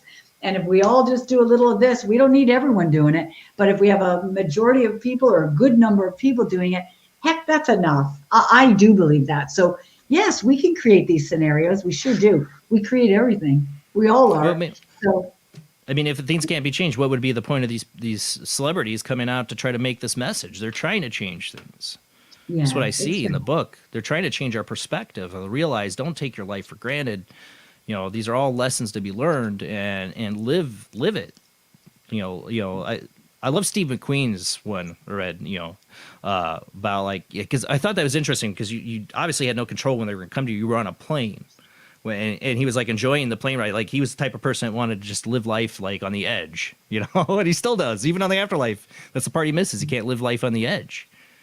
And there's that, if you had memory or accepted it, you wouldn't have that edge part, that risk or that scenario. So it seemed like Steve McQueen was all happy with how things are. He wants the edge. And we just experience it, and we can do it over and over. And that's not wrong. That's not wrong. That's the whole point, is just do it, and but not judge ourselves for any of the choices or anything. Just do what feels like you need to have that experience right now, and call it a day, and trust that it's all beautiful. It is. There's no right or wrong. I think George said that, right? There's no right or wrong. It's all good. I definitely can see why George Harrison's one of the ones that comes to you the most. I mean, you look at his life. he was a very, he was looking for the answers just like we are. Look at the 60s and how, he was going to, different gurus and trying to find the answer. He was definitely a guy who was in search for the, inner truth. I mean, all of his life, even to the end, it seems like that was something he was fascinated by. So I could see him on the other side being, continuing that journey. Yeah. And I didn't know that. I mean, that sounds really ignorant of me to say that I didn't know that. I didn't read about anybody's anything. I knew nothing. So it was like I was in a cave through all of that. I just didn't care. So I would have never thought to find out that or be interested enough to care. And even as a kid, I didn't care about any of them. So I didn't even know that he was spiritual like that. Other people, yeah, of course. I didn't know that. So it's all interesting. The whole thing's interesting. Yeah. Did you get John Lennon at all? Yes, he did come in. Yeah, really? He did. And yes, he did. And he gave a message. There was a part I didn't include in the book, actually, because I thought, and I said, you know what, John, I'm not going to put this part in, maybe next one, maybe next book, because I just thought it was just too, I don't know. I want to know. You got me so curious now. Well, I'm a now huge I don't John even Lennon really fan. remember exactly. Oh, well, yeah, it was a little bit, controversial or whatever, and talking about more the human stuff about, these corporations and all these big. That sounds like John Lennon. Right. And he was talking about how it is, not what we think and all this kind of stuff that now, of course, we a lot of us can see that a lot of things aren't quite what they seem. But he went in and I said, I'm going to just hold on to that. Because back then I wasn't aware of any of that because I lived in this little bubble. I really did. I lived in this bubble, didn't pay attention to politics, didn't know anything, didn't know about any. It's a good bubble, though. It was such a good bubble. And I felt happy. It was like, oh man, since all this happened last year, it's like you get sucked in whether you wanted to or not on these different things. Yeah. Social media and friends and different things. And Triggered. You know what? I think, was I happier? Am I happier now than before? No, I think I want my bubble back. And that's why I'm off of those things. I want my bubble back, So. Yeah.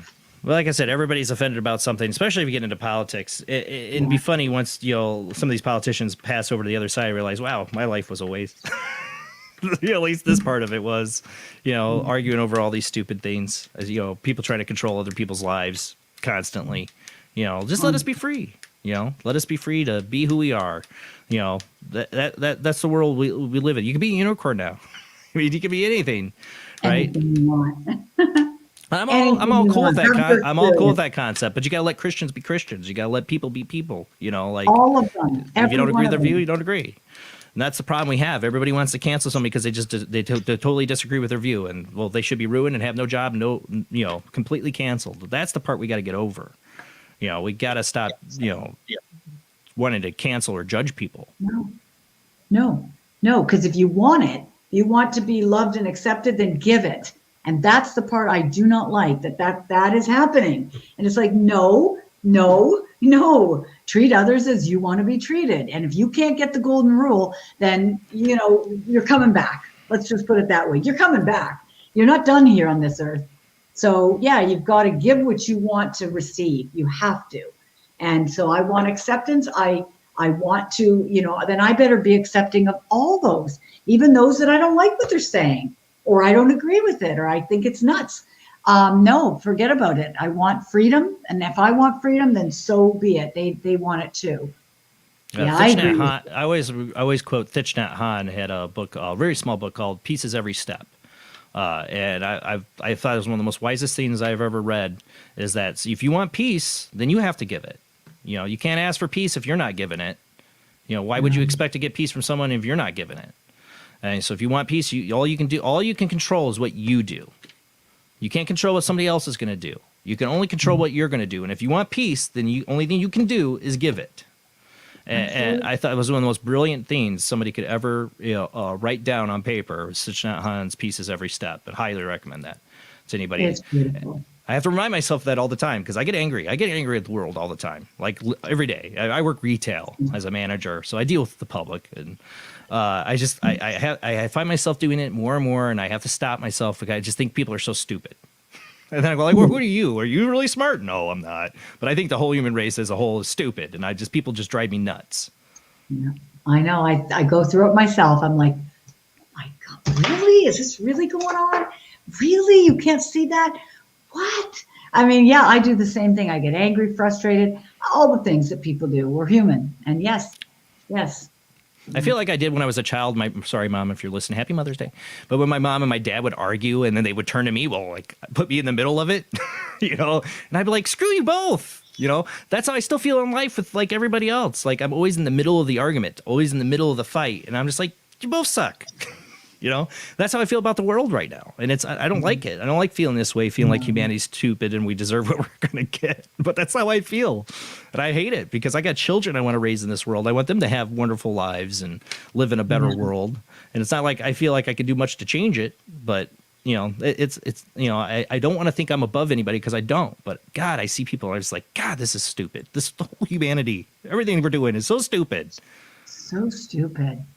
It's so stupid, and yet it's part of my creation that I actually helped create. Right. I mean, so I'm stupid. At that point, I'm like, okay, I guess I'm dumb too. Then, all right, we're in the soup pot together. Then, yeah. Okay, let's try and make our way out of this. Well, my grandfather, my wasn't very close to because my father left when I was 2, but he died. He had dementia. And my aunt, before she passed away, told us the story. She used to take care of him in the nursing home. Said the day he died, he hadn't spoken in 2 years, hadn't said one word, like totally shut down with his dementia. She took him up to the window spot where he would always look out the window and look at nature, and she'd just roll him up there, and he would just look out, and that's it. He suddenly started laughing, and she turned and looked, and he goes, life's a joke, and just kept on laughing. And like 2 hours later, was dead. And that sat with me. She told me that. And some people were like, oh, she was crazy. He probably didn't say that. Something told me inwardly that was true, that he did say that. And it's bothered me. It's bothered me kind of, like, why would he say that right before he died? After 2 years of not speaking, life's a joke. Oh, but that makes perfect sense to me because when people are about to cross over, loved ones come in. That's why they all see grandma and grandpa and everybody. Your angels come in, and you're not even in the body, especially if you have dementia. Most people with dementia, they're not even in the body most of the time. Their soul is traversing the planes. They're already gone, but just that body's sitting there. And so they already can see all the truth of it all. And they're just like, that thing's just, there as a body. And so he already knew the truth. And the truth is, it is a joke. It is kind of a big cosmic laugh in a sense. It's not serious. It's an illusion. I mean, I watched my grandmother on my mom's side pass of Alzheimer's, and that was horrible. It was horrible to watch her. She was confused. She was in pain. All she would say was "my beautiful boy" to me. She would like recognize me, but wouldn't know my name. And I was haunted by her dying gasp. I left hours later. She did pass away, but the last I saw her, she was just, I don't know if you've been around with somebody when they died, when they're dying, that their bodies just like keeps fighting for air, but it's shutting down, and it's just it haunted me. She came to me. She showed me herself in a mirror on the day of her wake, just to let me know she was all right. Because that was the biggest fear. Is like when you die with Alzheimer's or dementia, are you confused when you go to the other side? Me and my mother worried about that, and I swear she came to me to show me, no, I'm fine. Because again, you wonder when you're confused like that, are you in the body trapped, or what's going on? Was she confused when she went over? So that's something that I know a lot of people struggle with when they have family members that passed on with dementia or Alzheimer's. Yeah, well, first of all, they do. They travel out of the body most of the time. Not all of it, but some of it, they are gone. Their soul for a while for them to regain their everythings, their faculties, and so they go to this beautiful space where slowly but surely it comes back because. Yeah, there's still confusion when they cross over sometimes. There is. Not for everyone, but for some. Yeah. It makes you, that was, like I said, it was like our worry, but I felt like my grandmother came through to show me that she was all right. But yeah, that's, I have to imagine anybody that doesn't have the perspectives we do, that's the worry, are they going to be better when they go over the other side? You would hope so, I hope so. Now, before we run out of time, now you do you do have clients and do readings. How do people get in touch with you to get readings, and where do they go? What's your website? Well, I think lisanajjar.com it'll take them there. And yes, I do readings. I do all kinds of different kinds of readings, but we sort that out when I'm on the phone with you. I'm teaching intuitive IQ classes for everybody. You can come and go as often as you want. So that's ongoing, and you'll have access to everything that was there. I'm doing new moon and full moon meditations, and we have one coming up on Tuesday night. So with that, I give messages. It depends how many people I have in there, but I give little messages, or at least a bigger one. And then I do beautiful meditation and really tap into that moon power. And also I do meetings with the masters, and there's one coming up on the 15th. So that's where I bring in an ascended master, never know who it's going to be, and they give activations and healings and things for the small group that I will have for that. So those are some of the things, and and my book, of course, is available and all that stuff. And any last advice for people that are wanting to, I don't want to say to channel. I think that takes a lot more training, but like open themselves up more intuitively. What would be a good beginning step for people? Yeah, well, number one, as I said, there are good and there are bad spirits. So really be clear that you're working in the light, number one, and that you want to continue to work in the light. And then you get control and you set up how you want to work with them, because they do take dictation from us. So I set it up right early on how I wanted to. Does that mean that nobody's ever tricked me? Yes, they have. But you set those boundaries up right away, and you tell them how you want to be working with them. And then little things like, pay attention to your gut feelings, because that's your intuition. Right. Start writing them down, which ones you got and came true. And once you start to pay attention, notice, and follow, you'll get more and more, because Spirit says she's listening or he's listening. So that's one for sure. And meditate really helps. That's how I burst open really majorly. And prayer and connecting, convening with Spirit as often as you can. High vibrational music, keep your vibration up. And you must. And so whether that means watch what you're watching on TV, watch what you watch on the internet, watch the music, make sure it's happy and high vibrational. It's uplifting and positive, because if it isn't, your vibration's going down. And what happens down? Right, you are, because then you attract negative and heavy and dark. Like, I'm excited about the next season of Dexter coming out. I'm like, Yeah. Yeah. So I watch Seinfeld reruns, of course. I have all the series. I watch that at night. They're horrible people. I watch that at night to put me into the most happy place, because I'm laughing and laughing, and then I fall asleep. A lot of people watch the news before bed. That's never been my thing. I won't do it. So there you go. God, no. God, I don't want to watch news ever anymore, honestly. Yeah, no, I canceled my cable. I don't have news to watch. I don't want to watch it. I think their whole purpose is to, like you talk about triggering. Well, that's their whole purpose, is to trigger you negatively every time. Looks like we got somebody calling in. Let's see if we can take one last phone call here before we go, too. Who do we got on the phone line? Whoop. Did they go away? Maybe not. Somebody was trying to call in. Okay, well, we'll see. We're almost at the end of the show, so. See, like I said, I like to go, like, I'm a big reader, a big, movie buff and TV buff. I do like to go to those naked places. Like you say, people like to watch these scenes that get triggered by, like, your past lives. Like, I think that's why some people are obsessed with horror movies, But, like I said, I'm excited for this next season of Dexter to come out, to see him kill a bunch of people.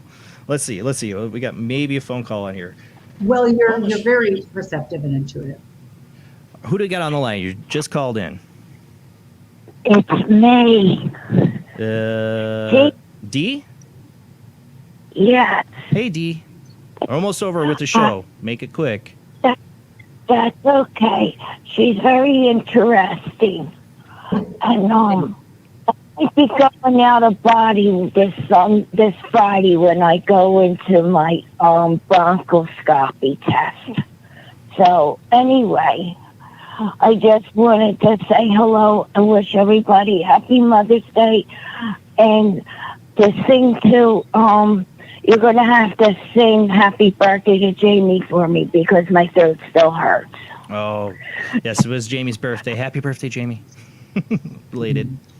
Happy birthday, and thank you for coming on. And just know that you have you can call on the love and the light to be with you for all of it. Really and truly, you're not alone. Yeah. Well, you take care of yourself, Dee. Yes, I'm just so upset that James Patterson blocked me off of Facebook since he was going into the hospital, and I just told him I don't want anything to happen because I thought he was a friend. And then I got this, he got his account hacked, and then I got blown off. And I'm just upset because his face went to blank. Oh, well, you know what? If you listen to anything tonight, Dee, don't let it suck you in. Forgive him, move on. Don't let the social media get to you. Yes, definitely. Yeah, we're friends with people, and then they block you. They don't tell you goodbye. Yeah, well, you know what? You got to let go and move on. It isn't worth your time. Yeah, definitely. Well, Dee, I got to go. The show's ending. Thank you for calling in, hon. You take care of yourself, okay? Bless you. All right. Very much. All right. Have a great night.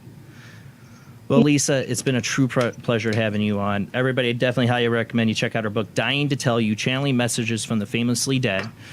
Get the book cover up there one more time for people to see. This is the book. Check it out.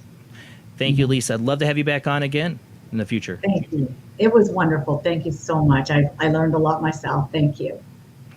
All right, guys, that's it for the show. Next Sunday, we're going to have Peter Anthony on. Near-death experiencer who, after he woke up from his near-death experience, had a new view of numerology, intuition into it, and he can uses it to solve crimes as a psychic detective. That's going to be interesting. Next Sunday, same bad time, same bad channel, 10 p.m. to 1 a.m. Central, 11 p.m. 2 a.m. Eastern, 8 p.m. 11 p.m. Pacific time. Check us out on Facebook, YouTube, and Twitch. Don't forget to follow, subscribe, hit that like button.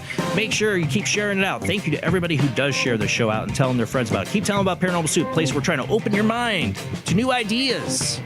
Or maybe ideas you already knew were inside. I don't know. It's like, there's all these other YouTube channels, everybody that, let them know this is a place where you can come and have real true discussions, open forum, call in. This is the place where the paranormal happens live every Sunday night.